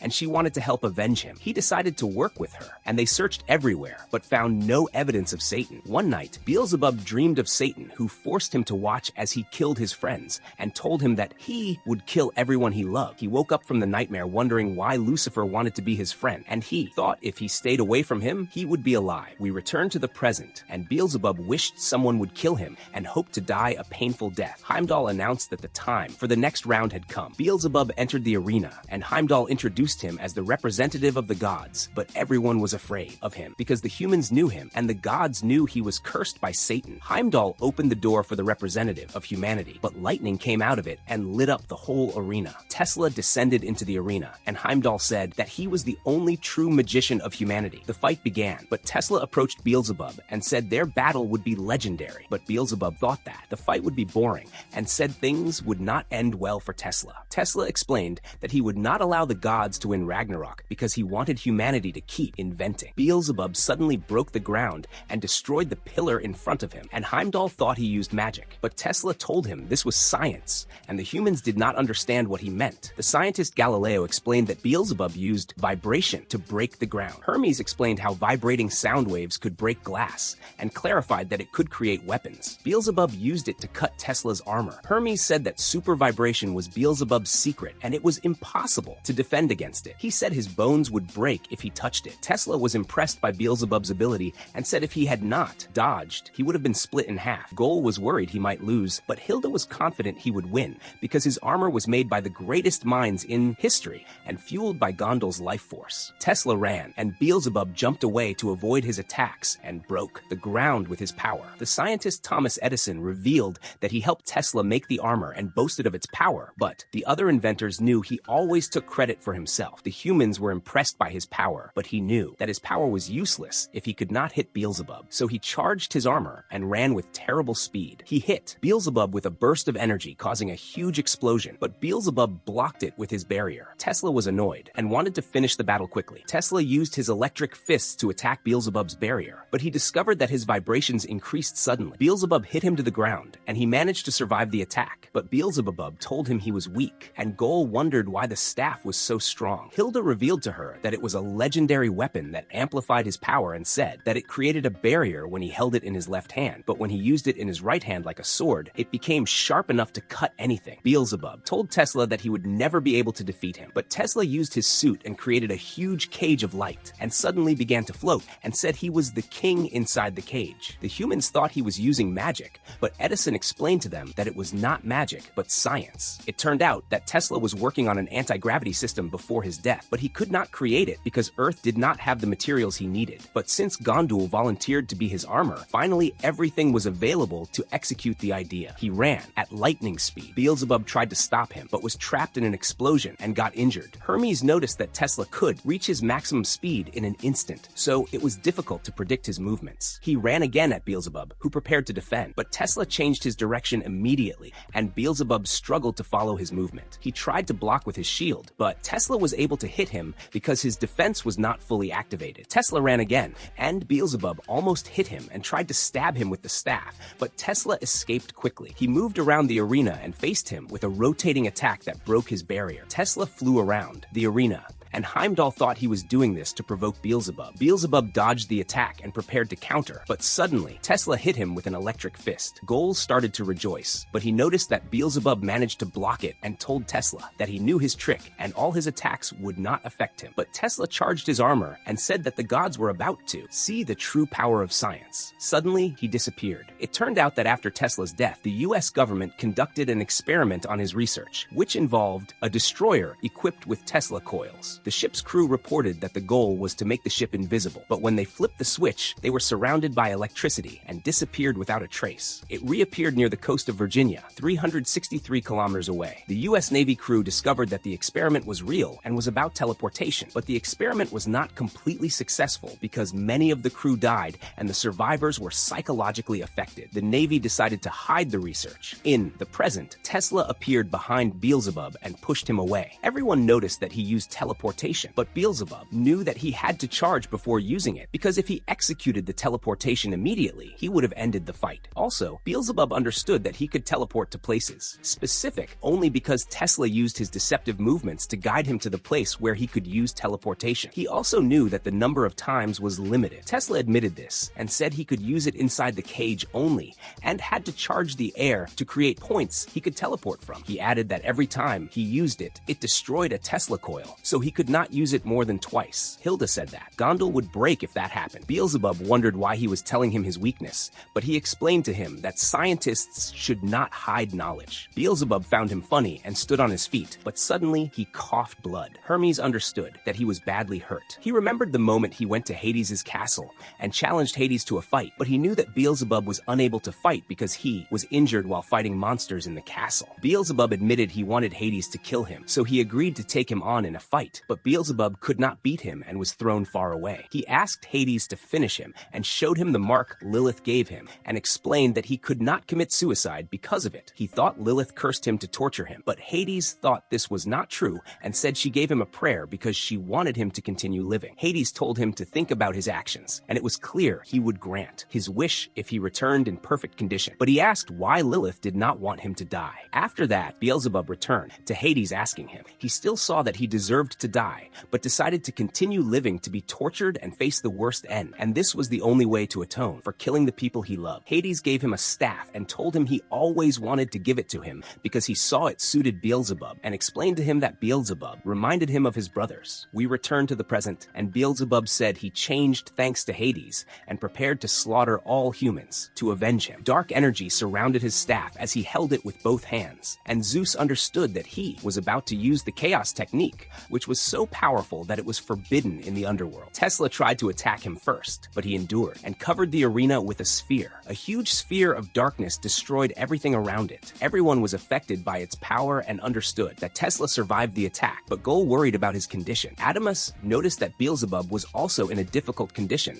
because his technique destroyed his body, and Zeus thought that. He made a mistake when he used it without finishing Tesla. The scientists understood that Tesla sacrificed one of the Tesla coils to survive, and it turned out he used it to hit the dark sphere with all his power, but it could not protect him from the chaos technique. Beelzebub told Tesla that he was close to meeting his end, but he insisted on continuing the fight and said that humanity would continue forever. In a flashback, we saw Tesla talking to his brother Dane, known in their village as the genius inventor, and revealed to him that he was working on a windmill. He explained to him that he accepted the work to make people happy, but he was worried about his design and that it might not succeed, and said he did not want to disappoint the people. But Tesla told him there was no shame in failure because it leads to discoveries, and this is what motivates the progress of humanity. It turned out he always looked up to Dane with admiration because he built his inventions with all his heart. On a stormy night, Dane left the house to check on the windmill but did not return, so Tesla ran to look for him and found he was struck by light. The whole village mourned Dane's death, and the village chief blamed himself for what happened because Dane would not have died if he hadn't told him to build the windmill. But Tesla told the chief not to cry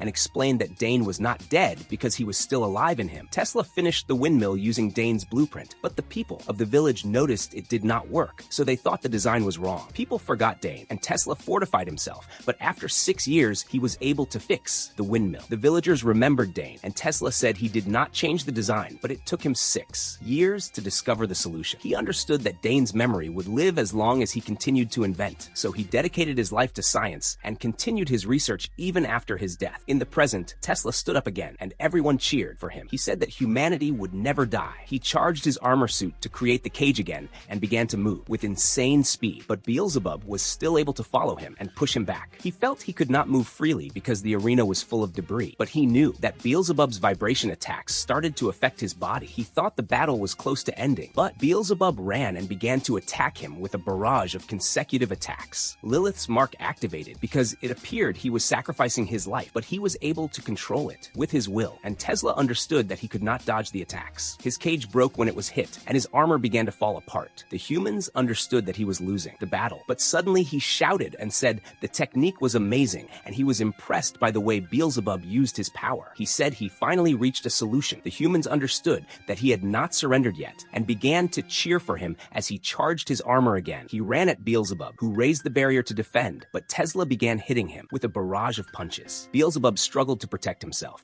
and Adamus knew that Tesla could not continue like this for long, but Zeus noticed that Beelzebub's body was also about to give out. The humans rejoiced for Tesla as he continued his relentless attack. Edison wanted him to prove to them that their science could reach the gods, but he suddenly reached his limit. He knew that Beelzebub's chaos technique had torn his internal organs, but he still refused to surrender. Beelzebub blocked his attack. The humans panicked when they saw Beelzebub ready to finish him, but Tesla revealed that this was the moment he was waiting for and began to attack suddenly. Beelzebub tried to raise the barrier, but Tesla suddenly teleported his fist, and it appeared behind him. Beelzebub understood that he would be hit from both sides, but he sacrificed his hand to stop the right fist and barely avoided Tesla's attack. His staff fell to the ground, and everyone understood that Tesla managed to stab him, and this caused his armor to fall apart. He thought he lost because Beelzebub used his intelligence against him, but he explained that he relied on his convictions only and admitted that he could never outsmart Tesla because he was smarter than him. Tesla coughed blood, and as Beelzebub walked away, he told everyone to raise their heads because they would continue to evolve. After the battle, his soul began to collapse, but Gondal smiled and joined him, and he told the humans to continue to grow and never surrender. Heimdall announced that Beelzebub won the battle, but he felt he would have died if not for Hades because he was the one who convinced him to continue living. After that, Hilda went to the room honoring the heroes who died and started crying for Tesla, but Buddha suddenly interrupted her and asked her why she always cried when he saw her. He revealed that he was looking for her to know about her ex-boyfriend Siegfried, who is currently imprisoned in Tartarus. Buddha wondered if Ragnarok had anything to do with him, but she explained to him that it wasn't like that and said Siegfried was not her ex-boyfriend. At the same time in Tartarus, we saw 2 guards talking about Beelzebub winning the 8th round and said the score was now tied, but Siegfried asked them about the matter. They asked him which side he was cheering for because they knew he was a demigod, but he told them the question was hard to answer. One of them got annoyed because he did not answer directly, but his colleague reminded him they were forbidden to speak to him, so he walked away immediately. But Siegfried noticed noticed he was able to get the information he wanted because he knew Hilda was good, but he hoped she wouldn't push herself too hard. We saw Ares anxious because the score was tied, and they did not like the god's representative for the next round. Zeus admitted he was annoying, but he could not deny his power. We saw Lord Apollo enjoying himself with some girls. Ares could not believe he was relaxing at a time like this, but Apollo called him his best friend and invited him to join. He tried to hit Apollo but failed and fell into the pool. Apollo wondered what Zeus was doing there. He said that the next round of Ragnarok was about to start, but Apollo did not know they were still fighting humans. Zeus told him about the current record and mentioned the gods who had already lost. He thought their deaths must have been magnificent, but Ares wondered why he wasn't sad. Hilda and Goal visited the next human representative and saw Spartan soldiers training. Hilda said that even death did not stop them from training. She welcomed King Leonidas and said she wanted him to participate in the next round, but he told her he was not interested because he only wanted to fight in the first or last round. But she thought this was a loss because she saw him as the only one who could defeat Apollo. Suddenly, he changed his mind because he wanted to fight the god to whom he owed obedience. The Oracle of Delphi said that he would defeat Apollo for the Spartans. Suddenly, the Valkyrie Gerulul appeared, and Hilda explained they would work together in the next round. But he revealed he did not like working with people he did not trust and told her he did not like her. Gerulul told him the feeling was mutual and attacked him, but there was no effect. She told him her abilities would benefit him, so he decided to make an exception. Heimdall announced that the next round was about to start and introduced Leonidas as the representative for humanity. The Spartan audience cheered for him as he walked into the arena. Heimdall introduced the representative of the gods, and a flash of light covered the arena as Apollo entered. Heimdall started the battle, and Leonidas ran at Apollo, who avoided his attacks easily. He told Leonidas he was like a wild beast, but he managed to cut Apollo's hair, so his fans began to worry, and Ares thought he was underestimating humans. Leonidas wanted to make him pay for everything he did. Apollo did not understand why Leonidas was upset with him. Leonidas told him he was arrogant, and this upset him because Leonidas did not use beautiful words to describe him. Leonidas said he hated him more than anything in the world. In a flashback, the Persian king Xerxes led 300,000 soldiers to conquer the Greek cities. We saw a Spartan named Haggis guarding the Great Council. The elders discussed not entering a war with the Persians because of the Carnea festival, and we learned that Apollo forbade any military movements during the event. The elders thought he would punish them if they killed the Persians, but an advisor explained they needed to move quickly because Sparta was threatened if the Persians climbed the peninsula. The elders did not care and said they could defend the land after the festival. Haggis thought the elders were ridiculous, but Leonidas spoke up and said the elders were stupid because they were endangering people's lives for Apollo and reminded them they could not start a war without their approval. We learned that at that time, the decision for war rested with the council only. The elders thought he challenged the gods because he was excited to fight, but he explained to them that he wasn't enjoying war and said that he did this because the time for fighting had come. He told them he was ready to fight alone if he had to and began to walk. But Haggis suddenly left his post because his spirit drove him to follow Leonidas. Leonidas prepared to go to battle alone, but 300 Spartans followed him and told him they were ready to fight by his side. He warned them that they would not return alive, but Haggis told them they were ready to die fighting, and they all walked with him to fight. Xerxes, they saw the Persian army and understood they were outnumbered because the Persians numbered 300,000 men, but the Spartans were not afraid because they were fighting alongside Leonidas and followed him as he fought to the death. Haggis thought about everything that happened and said they were destroyed, but he never felt more alive than that. He knew their courage inspired all of Greece to push the Persians back. They thought they lost the battle, but they won the war. In the present, Leonidas told Apollo that the Spartans almost lost the war because of his prophecies. He turned his shield into a rotating blade and threw it at Apollo,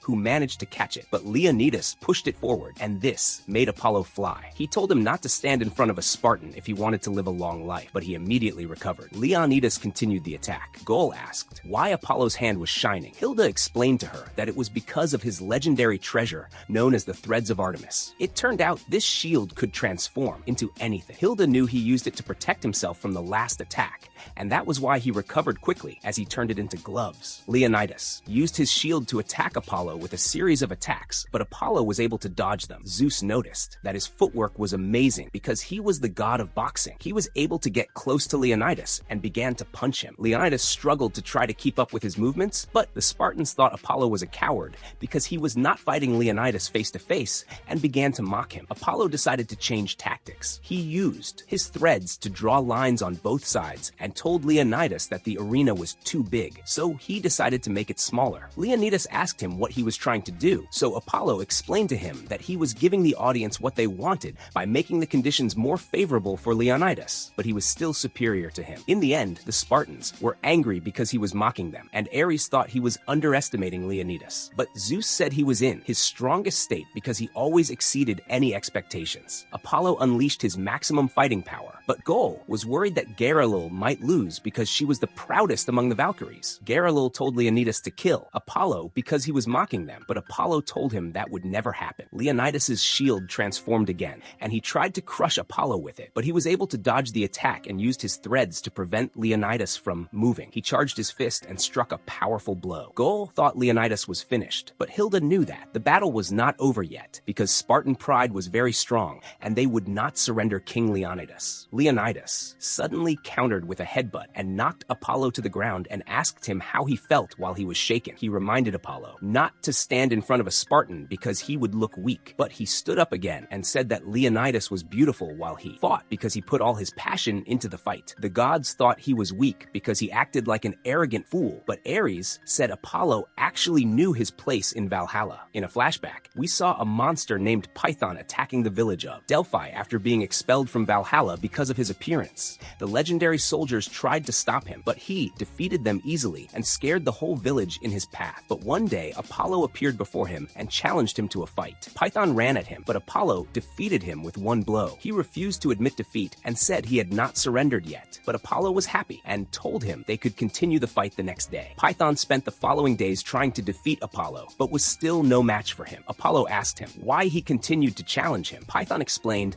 that he lived a miserable life because of his appearance, and everyone hated him everywhere he went, so he could not lose to someone like Apollo, who was born with all the advantages in the world. Apollo told him he was beautiful, but Python did not believe him because he knew he looked ugly. Apollo told him that his appearance did not matter and explained that he was beautiful because he could see inside his soul, and he fought with passion. He told him they were not very different, and we learned he was an average god, but he worked hard to develop his skills until he became one of the 12 Olympians. Apollo told Python that people born beautiful had stagnant lives because they took everything they had for granted, but those born without anything knew themselves more than anyone, so they knew their weakness and continued to change because they took nothing for granted. He told Python to be proud of his beauty. He cried, remembering how he hurt people, but Apollo told him it was okay because he was only defending himself. Python said he would not lose to anyone, and Apollo told him that was what made him beautiful. Python decided to change his way and began to live with the people of Delphi and built a temple for Apollo and wrote Apollo's motto, which is "Know thyself always." We return to the present. Leonidas told Apollo he was annoying, but Apollo told him his attack was beautiful and he could see Leonidas's soul burning with passion. He decided to fight him with all his power. His threads suddenly disappeared, but a statue of Queen Artemis emerged from his shadow, creating a huge bow for Apollo, who summoned an arrow of light and was ready to shoot it, saying he would use his strongest techniques. Leonidas told him to bring it, but the arrow moved faster than light and pierced his chest. Hermes noticed this was the fastest attack in Valhalla, and Zeus thought Leonidas lost because even the gods would not be able to stop Apollo's arrows. Geralul strengthened Leonidas's shield and tried to block the arrows, but Apollo overwhelmed him and continued hitting him. Geralul thought they needed to regroup because they could not face Apollo's arrows, but Leonidas told her not to worry and said he would destroy them all. Apollo said the time had come to end the fight and shot an arrow at Leonidas's head, but he managed to deflect it back and it pierced Apollo's chest. Hermes wondered if Leonidas could see the arrow, but Zeus knew he acted on instinct and explained that his past experiences in battle shaped him as a warrior. Apollo struggled to stand on his feet, and Leonidas told him not to joke with him because he was the king of Sparta, but Apollo began to laugh when he understood that Leonidas's pride was what kept him fighting. Apollo noticed that he started to like Leonidas. Everyone noticed that the two were close to reaching their limits, and Apollo wondered if Leonidas was fighting for humanity. But Leonidas explained to him that it was not like that. He fought because it was his time to fight, and said that humans could not choose how they were born, but they could decide how to live and die. He mentioned that he gathered the fiercest and most selfish men in the world to build his nation. They began to cheer for him as he transformed his shield into its final form, which looked like the Spartan shield. Apollo thanked Leonidas for the battle that managed to ignite his soul. He returned his bow to the statue, which wrapped the threads together and made a rope under tension. He leaned on it and was ready to launch himself like an arrow. It turned out he used this move once before to destroy city walls. walls. Ares realized he planned to break the shield and his face. Everyone started to get tense because the strongest arrow in Valhalla would collide with the greatest shield of humanity. The two ran, and Apollo transformed his hand into a sword and used it to stab Leonidas's shield, but the shield broke. Everyone thought the battle was over for him, but Leonidas's shield also broke, and Apollo was able to stab him. But Garalul told Leonidas to do it, so he grabbed Apollo and hit his face. However, he withstood the blow, and Leonidas's soul began to shatter. The Spartans cried as they saw the last moment of their king and told him he was the greatest Spartan ever. He was happy that his men respected him and told them they were the strongest warriors in the world. Apollo hugged him before he disappeared and said that Leonidas and Garalul were both beautiful. They smiled as they faded away. Heimdall announced that Apollo was the winner. His fans worried about the scar on his face, but he said he did not care and that it would always remind him of his battle with Leonidas. Python saw Apollo as he left the arena and noticed he was full of wounds. Suddenly he fell, so Python helped him reach the infirmary. Rist grieved for Garalul, but Kojiro told her it was a battle they were proud of. Izami said that Leonidas died an honorable death, so everyone would remember him as a great warrior. The swordsman Okita revealed he was jealous because he did not die, a death suitable for a warrior, and Izami understood his feeling. Hilda chose the human representative who would participate in the next round, but she was confused about whom to choose because she knew they could not afford to lose the next round. Okita volunteered to be the next fighter, and Hilda admitted he was the greatest swordsman in human history, so she agreed he would be their representative. We saw Buddha approaching Odin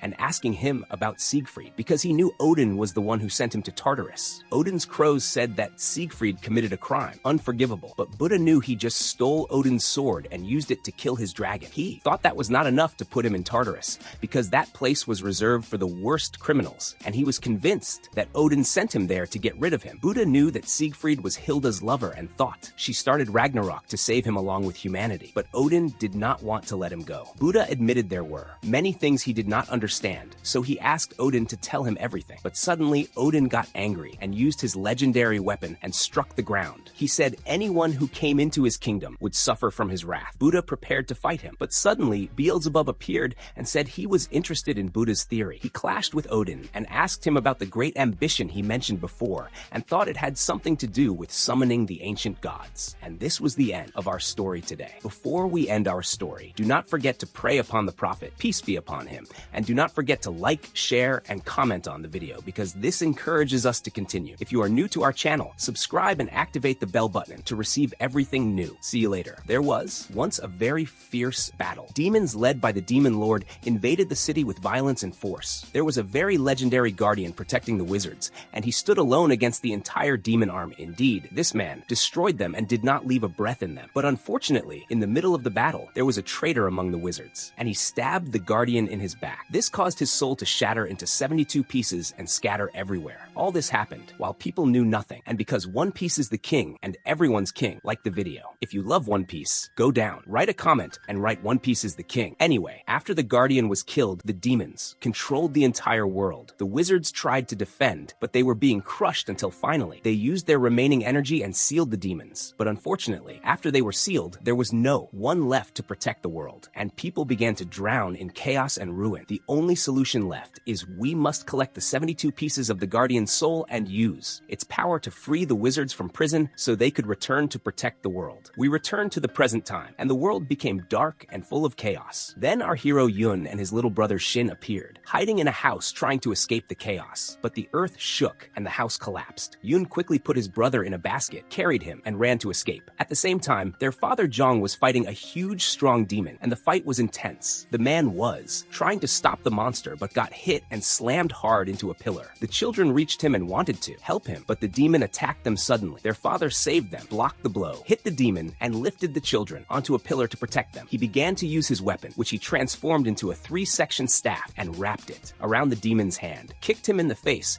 and started to strangle him with the weapon. But the demon went crazy and broke the chains and threw Jong into the air. But the man was heavy, so he wrapped the staff around the demon again, activated a skill that bound him completely and then controlled the pillars around them and formed a huge stone hand that grabbed the demon. But he knew that this would not be enough to stop him for long, so he took his children and ran to a hidden cave. There they found an area completely covered in vines. Zhang used a skill and opened the gate of the legendary palace, and the vines began to clear the path until two swords appeared before them on golden platforms. They pulled the swords at the same time, and the platforms disappeared, and a golden box appeared before them. Zhang gave it to Yun and told him to give it to his brother when he grew up, and also gave him one of the swords. He told him that these swords belonged to the demon hunter and were passed down from generation to generation. Yun said he was not worthy, but his father patted him and told him that he had been training for a long time and he trusted him. Suddenly, the ground shook again, and they understood that the demon had broken free. They ran quickly to a room with a volcano and lava. Their father told them that this place was the soul room, and the demon hunter used to use it long ago. The demon broke in through the ceiling. Zhang was grabbed, but used a power to make the walls collapse on the demon, freed himself, and activated another skill, and trapped the demon in a spherical prison and threw him into the lava. The whole place filled with smoke, and they thought they won the battle. But suddenly, a bell rang, and a strange, mysterious woman appeared behind them and stabbed Zhang in the back. The children cried like little children. The man knew it was his end, so he activated his last skill and built a shield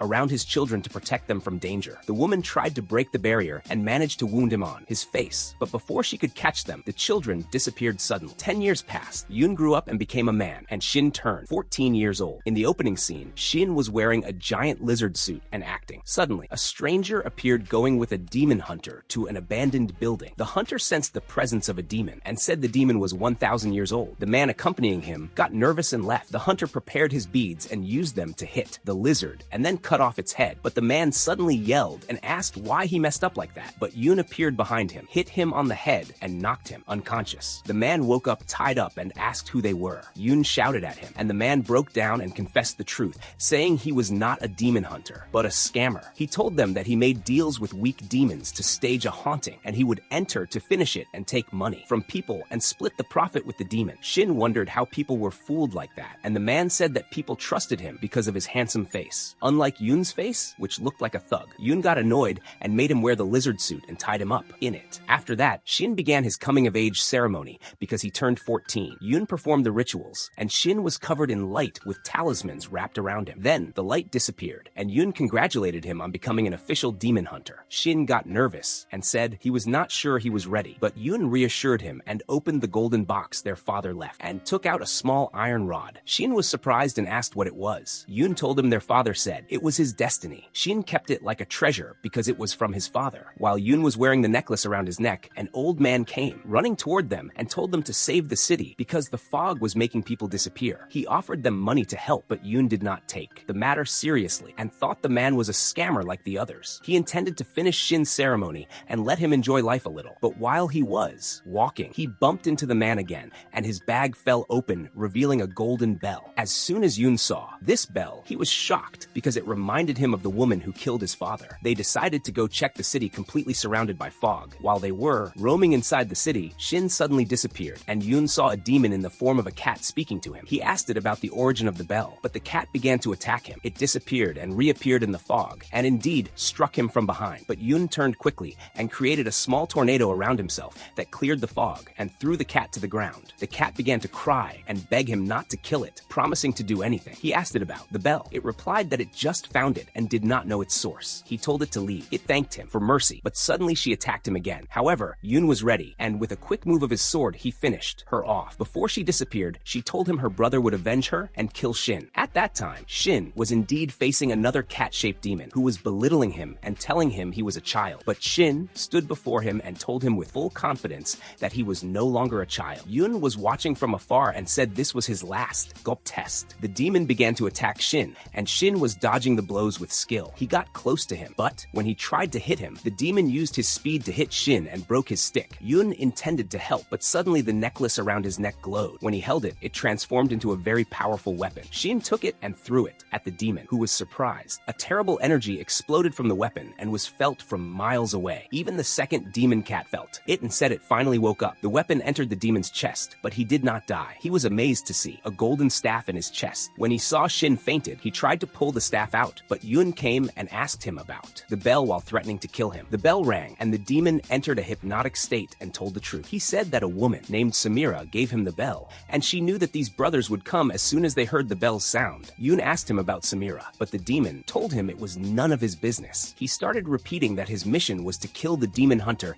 and steal the soul fragments. Suddenly, the bell began to spin quickly and entered the demon's mouth and exploded him completely. The explosion was seen by two people who seemed to be from a very advanced civilization. They prepared the teleporter to go see what happened. Shin woke up and Yoon told him bravo for doing his part. He took the golden staff, but it turned back to its small size. The two who were from the advanced civilization arrived and told them this staff was not theirs. They held their device, scanned the staff, and said this was the staff they were looking for, called the Tianzhen staff. They began to approach Yoon and Shin, but Yoon was badly injured and unable to fight. Shin tried to talk to them, but the girl told him to hand over the staff. Yoon tried to stop them, but was defeated easily. The girl said she would kill them if they did not hand over the staff. Shin told her they would not give it to her and mocked her, saying she looked like a pig because of the mask she was wearing. The girl got angry, but the man with her calmed her down and told them they were not enemies and began to use their technology to treat Yoon, and he actually healed all his internal injuries. Yoon was surprised and said that even his internal wounds were gone. He asked them why they wanted the staff. The girl told him this staff originally belonged to them long ago, and we learned that. This staff was used by a guardian, one of the strongest wizard warriors. The two introduced themselves and said they were ambassadors from the fairy clan. Suolu began to explain the story. This staff disappeared 100 years ago after the guardian was assassinated. We are looking for 72 fragments of his soul to break the seal that trapped the wizards. He also said that the staff was the key because it could sense the trace of the wizards. Yun began to feel that this was a chance to find out who killed his father,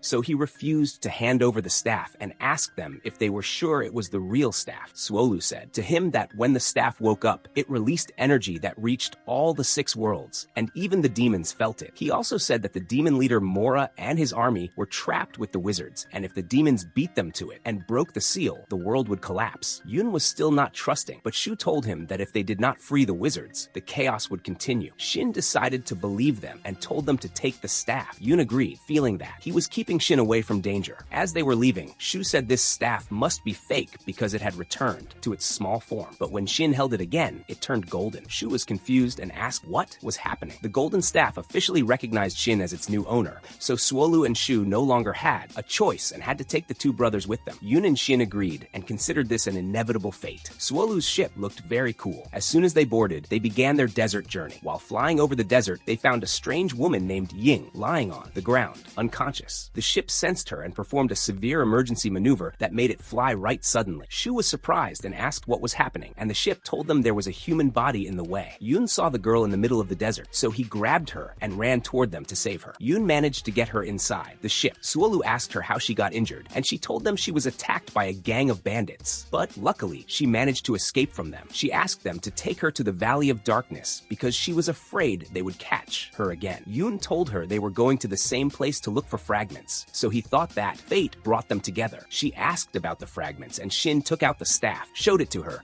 and told her that the staff detected a fragment inside the Valley of Darkness. Shu was annoyed that they were telling everything to the girl and asked them to hide the staff. Suolu said they would go to the Valley of Darkness tomorrow and left the room with Shu, while Shin and Yun were sleeping. Then Ying used her magic ring and created spider webs to pull the staff from beside Shin, but Shin moved his hand and prevented the web from reaching it, looking as if nothing had happened. Suolu entered after finishing his shower and thought he was entering his room, but when he noticed the situation, he left immediately. We saw a flashback taking us back to what happened with Ying a little while ago. She was inside a cave surrounded by a gang of thieves, and her sister Mei was tied up. The gang leader recognized Ying and said she was the most famous thief in the world and ordered her to steal the Tianzhen staff. Ying told him she had heard of it before, but thought it was just a myth because people had been searching for it for 100 years and no one found it. The leader told her it was real. No one could find it because it was asleep, but now it had awakened. He showed her a fragment of the guardian's soul and told her it had the power to destroy the entire valley. He threatened her and told her he could control demons if he had the staff and ordered her to steal it or he would leave her sister to be tortured. The leader promised her that nothing would happen to her sister if she succeeded, so she agreed and was forced to go steal the staff. We returned to the present. Ying returned to the gang with the staff and handed it to the leader, and he returned Mei to her. Mei felt guilty and said she was the reason for what happened, but Ying was happy she was okay. As they were leaving, suddenly the gang stopped them. The leader told them, "We are not done yet. I have a surprise for you." Ying told him he would regret his incident insolence and took out her ring and hit him with a spiderweb, pulling his legs to the ground,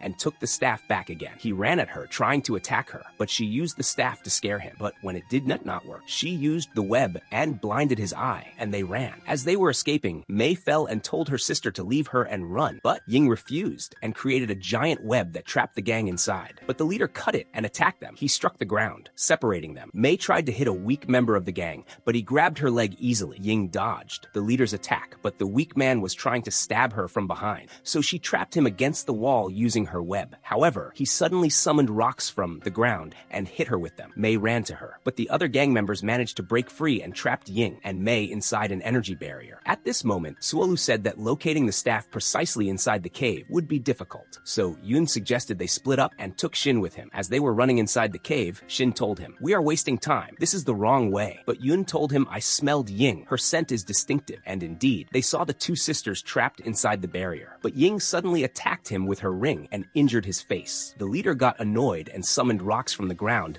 and attacked her with them. But Mei ran quickly and protected her sister, happy that she was able to protect her. But unfortunately, she fell and fainted. Yun went crazy with anger and attacked with his swords, but the leader blocked the attack. At that time, Shin was trying to hit another gang member with a stone, but the man dodged it and threw him far away. Suddenly, a huge explosion happened and opened an exit in the cave, and Shu and Suolu appeared, entering like heroes. Shu took out her cannon and fired at Ying, but Ying blocked the shot and deflected it to the ceiling. Then they noticed there was a barrier around the gang and understood they were using the power of the soul fragments because they absorbed them into their bodies. Shu intended to blow them up, but Ying stopped her and told them to run. The leader clapped his hands, and all the gang members appeared suddenly and attacked. But Suolu used his wind magic and blew them all away. The gang leader tried to kill Shin, but Ying stood in front of him and told him to escape with the girls. Shu extended claws from her cannon and pushed the leader away. The other insignificant guy tried to create a barrier, but Shu hit him, sending him flying. The sisters helped the girls escape, but the leader attacked with his fist, and Suolu tried to counter him with fire. But the leader created a rock shield that blocked the fire and reflected it back at him. Shu ran to save him and entered another confrontation with the leader. The leader began to use the power of the soul fragments, which turned out to be incomplete but still very strong. He started throwing many rocks at them. Suolu created a water shield, but it was not strong enough, so they had to run. Shu shot at him with the cannon, but he detonated the shell before it reached him, creating an explosion around him. But what he did not notice was that he was standing in water. Suolu used lightning and hit him, and Shu hit him with the second shell. Thus, the leader fell and was defeated. They took the soul fragment from his body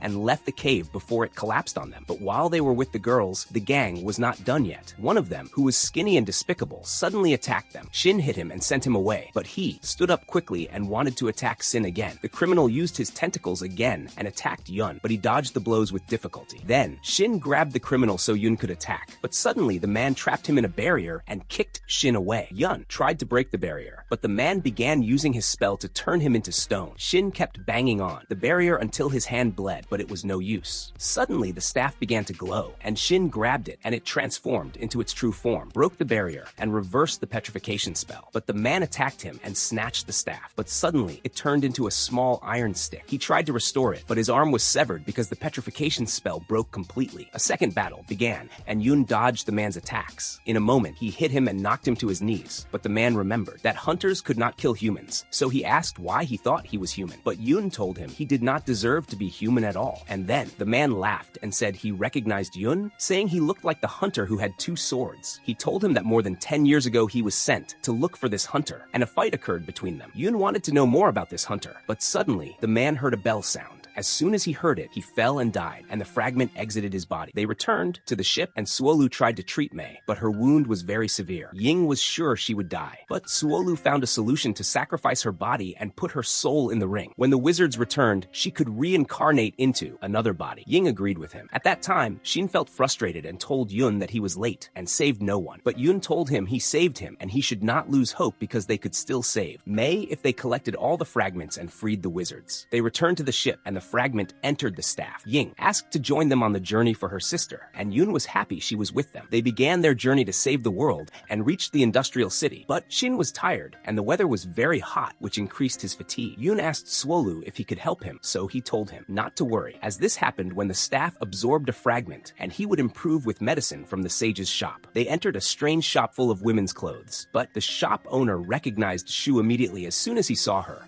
and noted that the leaders had not come to the shop for a long time since the legendary world was sealed. He had to sell other things. Shu was surprised the city was so hot, so she asked the man the reason. He told them a meteor fell from above 100 years ago, and since then the weather became scorching, and they use it as an artificial furnace for the whole city. Suolu said the weather would surely cool down with time, but the man told him people here relied on the meteor's heat, and it could not be removed. He mentioned the name Fessen, the actual ruler of the city. Shu wondered why no one stopped him. He replied that Fessen was a heavy-caliber demon, and even the fairies were afraid of him. Suolu told Shin to spin the staff a little, and Shin did so. Suolu felt the meteor responding to the staff, so he concluded that there was a soul fragment inside this meteor. But as he was speaking, Shu's necklace broke as it fell from her neck. They were about to leave, and Yun said he would go with them. Shu warned him that this was different from anything he faced before, but Yun insisted and left Shin with Ying and went with the team. They reached the place, and Suolu took out a map and explained that Fessen was on the top floor. Shu and Suolu were planning how to reach him, but Yun entered the place by himself and started calling Fessen at the top of his voice. This made everyone notice that someone had infiltrated the place. At the same time, Shin had a vision in the shop where he saw the Guardian fighting demons and defeating them easily with his staff. But the demon leader Mora attacked him and pierced his chest with strong magical energy, causing the scattering of his soul fragments in the human world. Sin understood then that he now had 2 of these fragments, which he obtained from the previous battles. But the spirits of the gang began to speak inside him, saying he was weak, but if he used the Guardian's power, he would be the strongest. They tried to convince him to sacrifice his soul to gain power, but Shin refused. The staff then glowed very brightly and transformed into a huge staff emerging from the ground,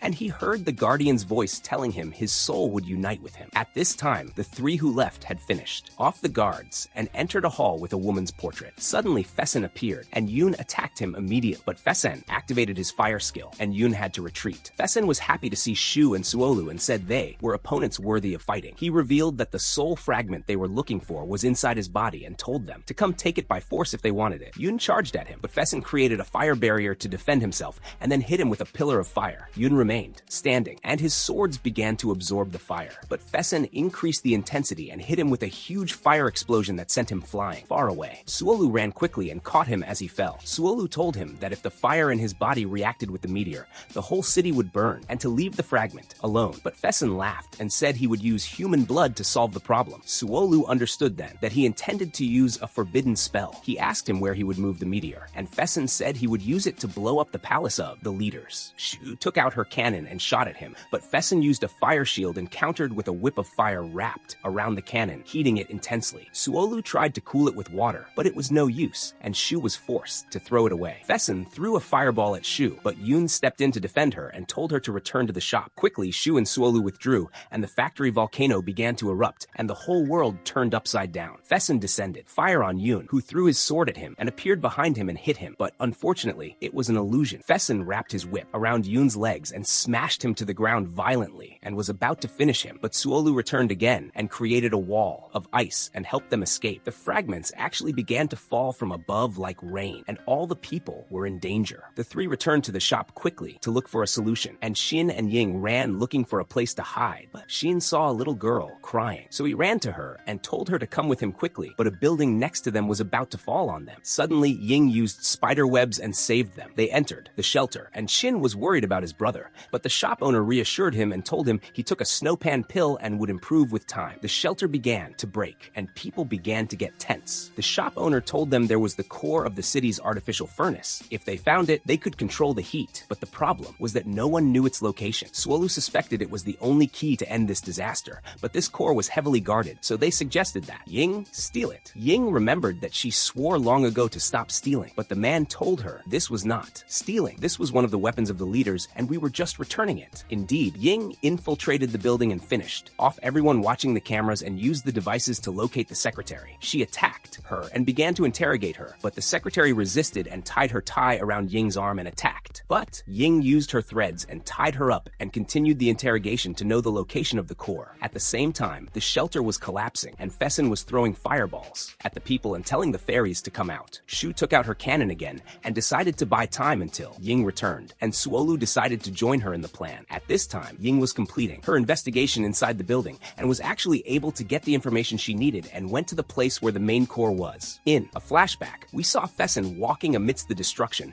remembering the old days when there was a girl with red hair trying to stop a thief in the street, but he pulled a knife on her. At that moment, Fessin entered quickly and hit the thief and saved her. Afterward, they began to talk, got together, and got married. But suddenly, the world turned upside down. A great war broke out in the higher worlds, and fire literally began to fall from above. Fessin saw a huge meteor coming down from above, and it was falling on the building where his wife was, and everything was destroyed, and his wife was gone. We returned to the present. Shu and Suolu were facing Fessin, and a strong fight began between them, because he believed that the cause of what happened to him was the leaders, and they were the reason for losing his wife, and he wanted revenge on them. Fessin shot a huge fireball, and Suolu tried to block it with a wall of ice, but the wall broke. Suddenly, the golden staff fell in front of them and created a shield to protect them. At that moment, Shin entered the battle. Shin began to speak with Fessin and told him that the city would turn into ruins again, like what happened 100 years ago, and asked him to stop this madness. But Fessin's heart was burning, and he began to remember the corpse of his wife buried under the rubble. At that time, he obtained the soul fragment that gave him the power he had now. He thought that the leaders did not care about humans and began to throw fireballs. One was going to hit Shu, but Shin protected her with an energy wall. Shin told him if he destroyed the city, he would be like them, and this would not change the past. But these words made him turn into a wolf-shaped monster, and he hit Shin with a blow that sent him flying far away. At this time, Ying managed to defeat the robot and reach the place where the core was. She extended her threads to grab it, but suddenly the threads froze. Fessin was about to burn her, but he felt a strange energy and remembered that they wanted to take the core. He went crazy and shot a huge fireball that caused an explosion before he returned to the core. Shin created another shield that protected them and decided he would be the one to go stop Fessin because Shu was tired and unable to move. Suolu told him to go save Ying and then cast a spell for him to transport him to the place where the core was. The wall around the core broke and Ying hid quickly. At that moment, a strange man appeared, entered, and reached his hand toward the core and began to freeze. But the armor he was wearing protected him. Suddenly, Fessin entered and told him to leave it immediately. A violent fight began between them. They grappled, and each one of them was trying to defeat the other. The strange man said that this core was a gift for his sister and transformed into a huge monster. He defeated Fessin and hit him with his claws in his chest, and Fessin fell to the ground. The fragment in Fessin's body came out, and the man took it and put it in a box along with the core. He looked up and saw the meteor falling on the city, and he wanted to see its power. But suddenly, Shin struck with his staff and hit the box from his hand. The man grabbed the staff, but discovered that it was absorbing his energy, so he let go quickly and attacked Shin with an axe. But Ying saved him at the last moment. The staff kept absorbing his energy, so he was forced to cut off his own arm and used a strange stone to escape. The meteor was about to burn the whole city, but Fessin told Shin to break the core as it was the only solution. So Shin struck the staff on the core, and the whole city was covered in snow, and the meteor was completely destroyed. Fessin began to cry and felt that he failed to protect his wife, but suddenly the soul of his wife appeared to him and told him, "You saved the city, hero," and he left the world in peace. The group continued their journey and went to heal Shu's wounds, and afterwards, they reached an abandoned desert city, and suddenly the light went out. Suolu went to see what was wrong, and the sisters noticed he was acting strangely. Shu said that this city was a center for trade, and Suolu's army used to be in the mine near here, but Suolu refused to continue, not wanting to reveal what he was hiding. Yoon said we must help him, so they went to him, but he told them he did not need help and that the crystal of energy for the ship broke, and he had to look for another one in the mine, but the situation was complicated, and he wanted to go alone. In a flashback, we saw Suolu and his team entering the mine. They were joking, and one of them was holding a specific helmet, which was the same helmet Suolu found now in the sand. Sheen started to worry because Suolu was late and asked Shu to track his location. Yoon said Suolu would surely escape if something dangerous happened, but Shu got upset and told him he did not know what he had been through. At this time, Suolu had indeed entered the mine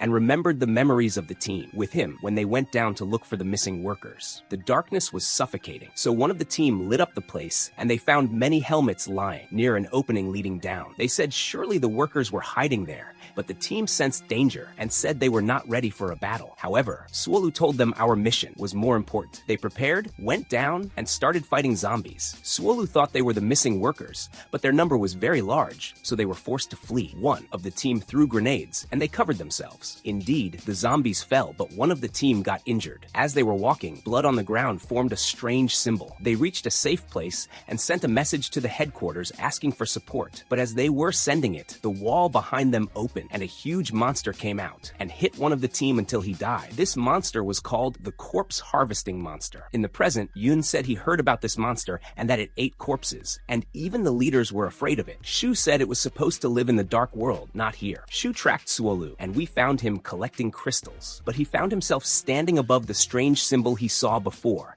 and knew that this was a formation that used the blood of leaders to open a gate to the demon world. Then he understood that his whole team was a sacrifice for this formation. The monster appeared in front of him, and Suolu prepared himself for battle, his eyes full of fire and revenge. Suolu was trying to save his friend, but his friend told him, "Continue the mission, Suolu. I am done for. I won't survive. Don't waste what we started." But Suolu could not leave him and went to fight the monster himself. He brought down a huge rock pillar on it, but unfortunately, it was as if he did nothing. Suolu fell from exhaustion, and before his friend died, he took the big step. He sacrificed himself and trapped the monster to save the others. At that moment, Suolu had a vision of his colleagues who died and began to cry bitterly and told them, "I am sorry. I couldn't protect you." But they told him, "Don't give up, Suolu. It's still early for you. There are still things you must discover, especially the truth behind the seal." Suddenly, Suolu woke up from unconsciousness to the voice of Shin calling him. He found his colleagues still fighting the monster. Shu hit the monster with her cannon, but unfortunately, it was as if it had no effect. Suolu screamed and told Shin, "Use your barrier and protect everyone. I will trap it with the thread." Shin began to worry and asked him, "Are you planning to sacrifice yourself?" Suolu replied to him and said, "I am not ready to lose anyone else." Everyone attacked the monster again, but the monster threw them away easily. Suolu intended to sacrifice himself again to stop the monster, but Shin stopped him. He hit the ceiling of the place with his staff and opened a hole through which the sun entered. As soon as the sun touched the monster, it turned to dust immediately. Everyone got out of the place alive, and Suolu stood at the place where his friends fell, tears falling,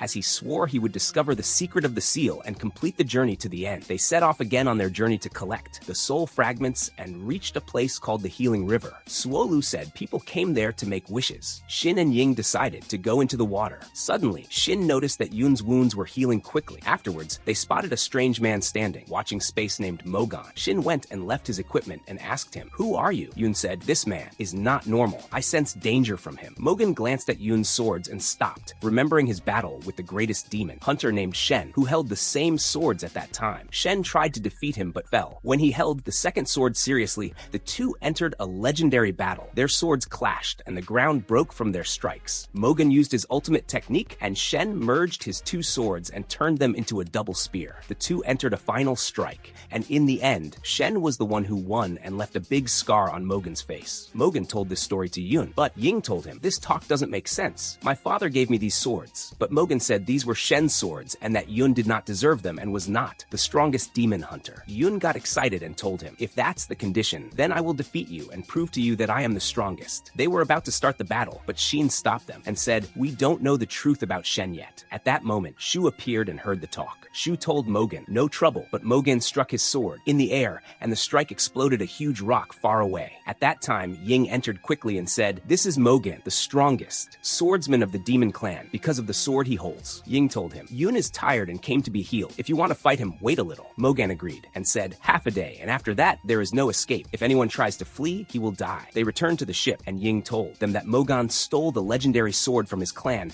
and this made the demon leader chase him at that time, but Mogon killed him. Shu told them, "We can't handle him." But Yun replied and said, "But he lost to Shen. These swords are the key for us to defeat him." He revealed that the swords were inherited from one generation to another and contained hidden power that appeared only to those who deserved it. Shu said that this was dangerous and scary, but Suolu said running away would not be a solution because Mogon would know. Yun said, "I won't run away, and I will not endanger your lives, and this is not the last strong enemy we will meet." He remembered his father who died bravely and never ran away and said, "I will protect Shin like him." But Shin said, "I don't need protection." The next day, Yun was completely healed, and Suolu helped him by strengthening his speed with magic and giving him armor made of spider silk created by Ying, which was very strong. Shin told him, "Your opponent is stronger than you, and you will die." But Yun said, "Demon hunters must be brave, and fear must be turned into strength if we want to win." In a flashback, we saw Yun when he was young, looking at the twin swords and wanting to touch them, but Gon stopped him and told him, "These swords are not for you. Only the chosen one deserves them." Yun told him, "I will be the chosen one," and Gon told him, "You still have a long way to go. We return to the present, and Yun began the first attack against Mogan. Yun entered a heated battle with Mogan, and blows began to rain down. But Mogan was stronger and pushed Yun back and hit him with a powerful blow to his chest. The spider armor he was wearing protected him a little, but when Mogan hit him with a direct stab, the armor could not withstand it, and Yun was actually injured. Suolu was standing watching and said, "Mogan's sword is longer, and this gives him an advantage in distance." Yun was running right and left to dodge his strikes, and suddenly he remembered when he was young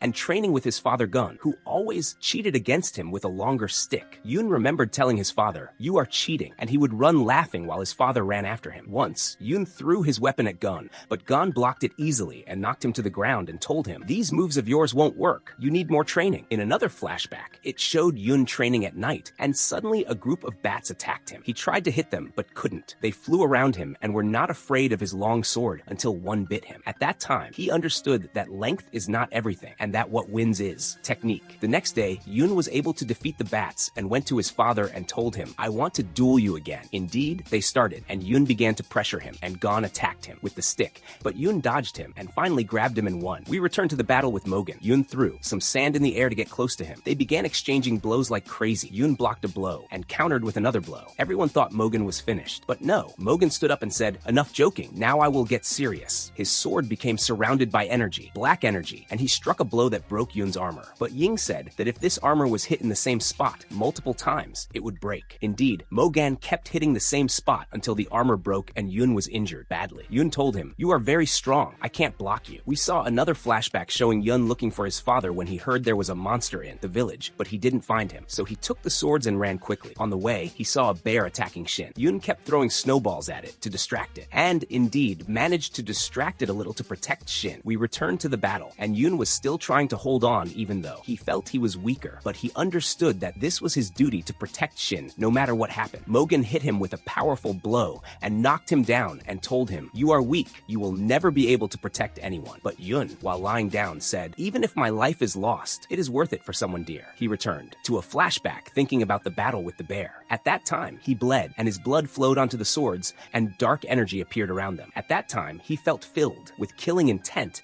and attacked the bear with all his strength. But suddenly, Gon came and hit him, knocked him down, and told the bear, "Enter the cave and stay inside, and if you come out, I will kill you." They returned home, and Yun told him, "I am sorry. Why didn't he want anyone to use the swords?" Gon told him, "These swords, not just anyone can control them. Their power is dangerous and can kill you if you use them wrong," and revealed to him that whoever wipes his blood on the swords can awaken the demon inside them. The swords were covered in black energy, and he screamed a terrible scream. Mogan was shocked and said, "This is the blood sacrifice technique." Yun charged at him with superhuman strength and began to pressure Mogan. Suolu said, "This is not human strength." Yun cornered Mogan, but Mogan told him, "Still not enough. You are not at Shen's level." He told him, "You are a monster, not a killer. You lack killing intent." A flashback showed Mogan's battle with Shen, and Mogan was surprised at what Shen was thinking because he was fighting calmly. Shen told him, "I don't want to win. I just want to end all this." Mogan told him, "This talk is empty. Fighting is survival." But Shen replied and told him, "This is a never-ending path." While they were hitting each other, Shen told him, "There are beings stronger than us, so your dream to be the strongest will never end." Shen used his finishing move and defeated him, and Mogan too. This day remembers this blow and knew that Shen could have killed him at that moment, but didn't. We return to the present. Mogan hit Yun and threw him into the river, but Yun came out again resisting. Mogan began to wonder, can he really fulfill his wish? Yun was fighting happily, feeling that he finally reached a level where he could face him. Shu said, "Maybe Yun can turn the tables." But suddenly Yun began to approach them, looking strange. They began to suspect him, and suddenly he lost control completely and started seeing everyone as enemies. He attacked Ying, but she managed to dodge him, and Suolu used magic, hit him away, and froze him in place. Shin approached him, but Yun pushed him away and said in a terrifying voice, "I will kill all demons." He broke the ice and tried to attack Ying again, but Mogan stabbed him suddenly. Yun fell and lost consciousness. In a strange moment, he saw a vision of the swords and heard their voice telling him, "You can still fight." So he grabbed them and asked them for strength. He saw a memory, Shen being in a village destroyed by famine, and Gon was with him. He saw hungry children and people begging him to help them. An old demon told him, "Leave the children, they are innocent." Gon told him, "Our mission is to kill demons." But Shen told him, "I can't. I don't want to kill them so that humans can live. Killing will not change the world." He told him he was going west to find another solution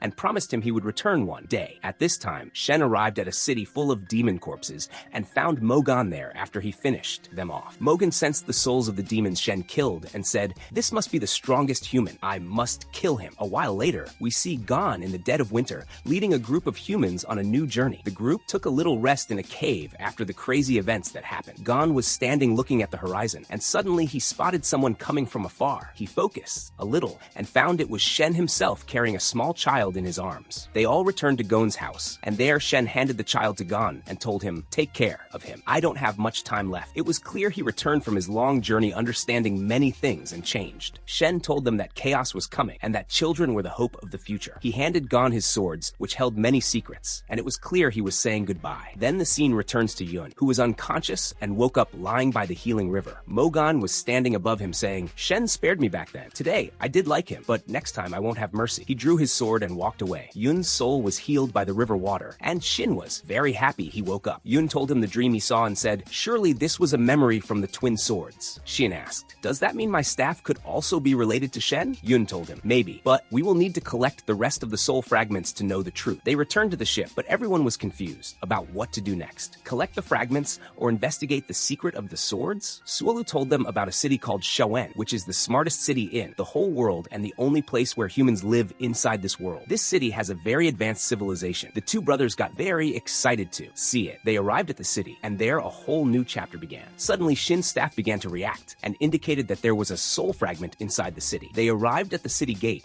and there was an electronic scanner measuring everyone. They entered after, confirming they were allowed. Suddenly, they heard an announcement saying there was a big wedding in 3 days. The young man, Chino, was getting married. Shu was shocked and said, "How can this be?" She started asking people in the streets about the wedding details, acting as if she didn't care. But everyone noticed she was jealous. A group of soldiers appeared and welcomed them, saying, "Lady Shu, Chino is waiting for you at the palace." When they arrived, they received a royal welcome and ate the best food. Chino told them, "The greatest gift has arrived." Shu returned.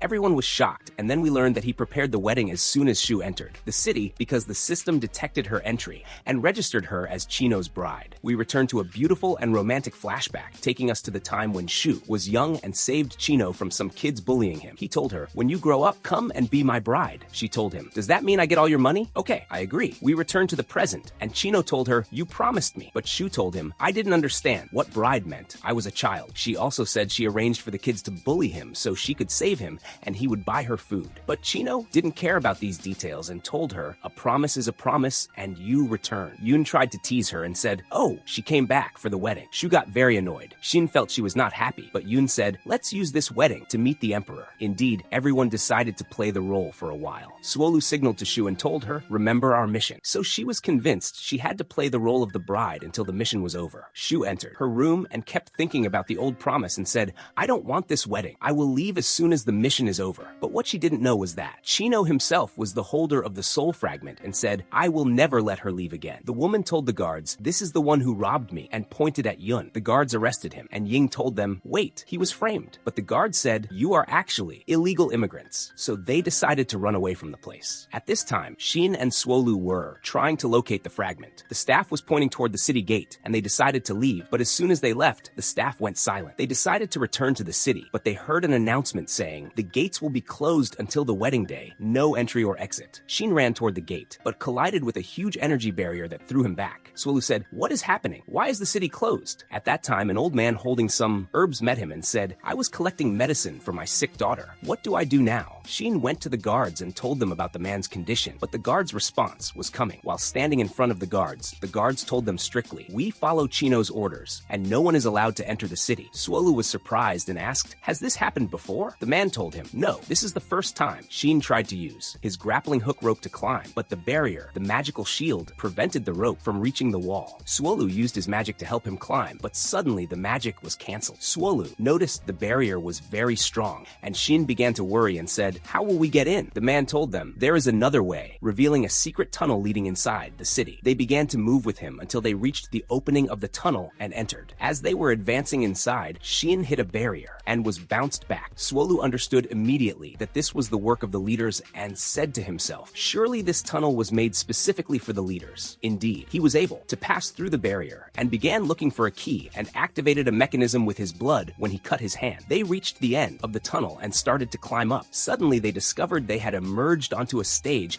in a show in front of an audience. People thought they were part of the show. The group ran to hide among the people and managed to escape from the guards, but they noticed their faces were on the news, and everyone was looking at them, so they decided to run again as fast as possible. Shin began to wonder about the old man who showed them the tunnel. Where did he disappear? Suolu felt they had fallen into a trap and said the whole thing looked staged. Let's go to Shu, who was preparing herself for the wedding. The servants were getting her ready, and Fu told her Chino was waiting for her. When she met him in the studio, they were taking pictures together, and she told him, "You know I was lying to the bullies. Why do you want to marry me?" Here Chino began to tell a flashback. It turned out he was the one who asked the bullies to bully him so Shu would notice him and defend him. He told them, "I will give you food if you hit me." Indeed, they did that, and when Shu saw them hitting him, she went in to hit them. At that time, he thanked her and told her he would buy her food. We return to the present, and Chino told her, "I did all this to appear rich and strong in front of you and marry you." He told her he couldn't leave the city because he had responsibilities, but he was happy she came and asked her to rule the city with him. But Shu replied frankly and said, "I didn't come for you. I'm here looking for the soul fragment." Chino was shocked and said, "I deserve the rejection indeed." The photographer took a picture of them and said, "The picture came out very nice." Indeed, the picture was hung on rings in the streets. Shin saw it and was surprised, and Suolu said, "Shu is in danger." Shu was annoyed because Chino was pressuring her to marry him, but she suddenly submitted when he used the soul fragment and told her, "I don't want you to risk yourself again." At that time, there was an official announcement about the wedding, and invitations were sent to people from the sects. Ying began to think how to enter the palace and said to herself, "First, we storm the place." But later, she decided she had another plan. We found two people with wedding invitations. Ying went to them in all her beauty and asked them, "Can I sit with you?" The two went crazy over her beauty and said to her, "Of course." She began to tell them she was passing by the city but got locked in and didn't know how to get out. The two started fighting over her, and while she distracted them, she used her threads, took the invitations, and sent them to Yun. Then she disappeared, and the two discovered the invitations were stolen, and she vanished into thin air. After that, Ying and Yun began to plan to enter the palace, but there was a problem. Yun's swords might expose him, so he decided to pretend to be an arms dealer and offer the swords as a gift to Chino, and Ying said she would be his wife. As for Shin and Suolu, they were caught, but Suolu told the guards he was Shu's personal nurse and had to treat her with magic because she was sick, and if she wasn't treated, the wedding would be ruined. The guards checked the cameras and found that indeed Suolu was with Shu when she entered the city, so they decided to inform Chino. When Chino heard, he went to the cell himself and asked them, "Why did you come back? You won't see Shu again. She will be my wife." But Shin and Suolu didn't believe him because they were confident Shu would never abandon the mission. But Chino suddenly showed the soul fragment. Shin tried to attack him using the staff, but Chino blocked him and hit him, and then used the fragment to control Suolu, tied him up, and made him attack Shin. He intended to take Shin's soul, but he heard the voice of the spiritual guardian, and suddenly Shin grabbed Chino. He understood his energy was being drained. The guardian told him, "Your body belongs to me, and I won't let him take it." Chino was surprised and said, "I was going to lose my power." So he left Suolu with Shin and walked away. Suolu attacked Shin with fire, and Shin dodged him and attacked him and hit him. Shin felt helpless, thinking, "I can't defeat Chino." But the guardian called him and took him to another place, a place like an energy cage. The guardian told him, "The staff is just a lock. Remember who you are." Suddenly Zin remembered he was a demon hunter. He began to fall, but he grabbed the staff and it glowed in his hand. He returned to the cell again, holding the staff, and began to scream, saying, "Help me." Suolu was trapped. The guards heard him and opened the door, so Shin hit one of them and got out. But while escaping, he got lost on the way. Someone said to him, "Need a guide? Open the cell and I will show you the way." When he opened the door, he was surprised that this man was the emperor himself. The emperor told him, "My son Chino locked me up and told people I am worshipping in seclusion so he could rule the city." When he saw the staff, he told him, "I know it. This is a staff specific to demon hunters." At that moment, Shin believed him. Shin released him from the chains, and the emperor told him, "I was waiting for this moment." Shin told him everything, and the emperor promised to help them and hold Chino accountable for what he did. Thus, they began to move together to sneak inside the big palace, and their night was still very long. But as they were trying to escape, the guards caught them and were about to arrest them. Suddenly, smoke filled the place, and we found Yun and Ying appearing and knocking down the guards one after another. Shin introduced them to the emperor and told them he was locked in the cell, explaining that Suolu was still there because he was brainwashed by Chino. Yun said he also suspected Shu was brainwashed. But the emperor explained to them that there is something called a soul fragment that has the ability to control minds. Yun wanted to test the emperor, so he asked him about the twin swords. And the emperor actually replied and told him that Shen used to use them, but they looked different from the originals. Here Yun confirmed that he was indeed the real emperor and told them they had to wear disguises for the mission. So Yun went and stole clothes from the guests and gave them to Shin and the emperor, and they were all ready for the mission. The guests began to gather for the wedding. Suddenly they noticed that Suolu was present in the hall, and the emperor told them that Chino used magic to control the army and they had to act with caution. He told Yun to challenge him to a fight because the city's laws forced Chino to agree when someone challenged him in front of everyone. Indeed, Chino and Shu appeared in front of the guests and began the wedding ceremony. But Yun stood up and said in a loud voice that he wanted to challenge Chino, and all the people were excited to see the battle. Fu said in front of everyone that there was a formal objection to the marriage and a fight had to happen according to traditions. They entered the arena and Fu introduced Yun and said he traveled with Shu, so he truly loved her. But Fu was sure that Chino's love was the one that would win. People began to whisper and said how a normal human would defeat a leader creature. But Yun entered with all his power and began the fight with Chino. In the other side, Ying was trying to wake Suolu from the magic's control, but he was still not conscious. When she tried to wake him, Chino made him attack her, but she knocked him away. At this time, Yun and Chino were hitting each other fiercely. Chino used his spear filled with ice energy and hit Yun, who was actually injured, and his body began to freeze. The emperor explained that Chino's weapon had magic that froze blood. Shin told him, "Come on, tell them the truth." But the emperor told him, "It is not time yet, keep trusting your brother." Chino thought Yun's swords were useless against his spear, but Yun told him, "I met people much stronger than you," and began to strike with all his power. In a moment, Chino said, "Enough, I will fight you for real now." And indeed, the real fight began, as if they were a storm destroying everything around them. While everyone was watching, Shin said, "Do not believe Chino. He is the one who imprisoned the emperor to seize power." Suddenly, the emperor announced himself, and the people were shocked. Chino tried to defend himself and said that the emperor was possessed by a demon. Fu tried to explain, but the emperor told them, "Do not believe them. They are collaborating with him." Quickly, Chino hit the soldiers with an ice technique, and the world became icy and full of fog. But Yun stood silent. Chino suddenly said, "Strange words. We are not fighting for Shu anymore. The city is in danger." Yun was not convinced, but suddenly, dark energy came out of the emperor's body, and a strange woman named Suzu appeared. Suzu was hiding inside the emperor's body, and he was trying to trap her inside him. That is why he ordered his son to lock him in the cell. Chino tried to stop her, but Yun exploded in anger and said, "This is the one who killed my father." Indeed, he attacked her, but she took advantage and controlled him with magical threads and made him hit Yun, who was terrified,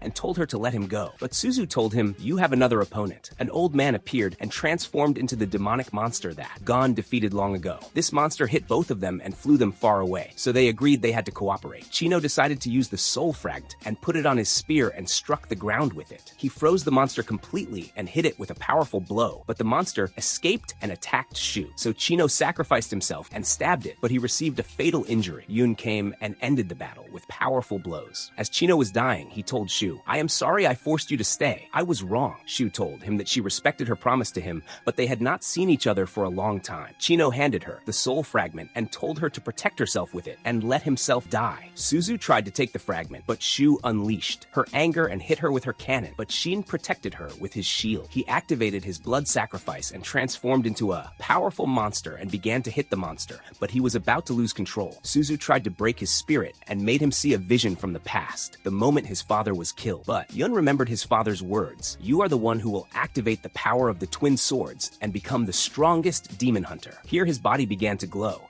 and he saw Shen in the vision, who told him, "True power comes from fighting to protect, not from the weapon itself." Yun used Shen's ultimate technique, and Suzu was surprised and said, "This technique is terrifying," but the monster tried to attack. Yun finished him off with one fatal blow. He stood behind Suzu and told her, "The game is over," but suddenly Shin hit him and sent him flying. Shin was unable to control his body and kept hitting Yun until he fell and told him, "Kill me and end it." But Yun held him and said to him, "Don't you dare surrender," and threw him away to protect him from Suzu's attack. She believed Yun died. Shin was in the depths of despair and decided to ask for the Guardian's power and said to him, "I will take your power in exchange for my soul." Suddenly, the threads controlling him were cut, and the Guardian appeared and said to Suzu, "Even the leaders are afraid of me." Suzu recognized the Guardian and said, "This is Fushi," but he stabbed her and told her, "You have no right to call my name," and burned her and killed her. After a while, everyone was attending Chino's funeral, and Yun appeared, sad because he could not save him. After that, they began their journey to look for the rest of the soul fragments, but they did not know know where to start. The emperor told them to go to Mount Shumi, the place of the wizards, and there they would find what they were looking for. Suolu told them there was no way to reach it, but the emperor told them, "I will take you there," and opened a magical gate and said goodbye to them as they boarded the ship and continued their journey. And with that, our story for today has ended. So before we end our story, don't forget to like, share, and comment on the video, because this encourages us to continue. If you are new to our channel, subscribe and activate the bell button to receive everything new. And that's it. Goodbye.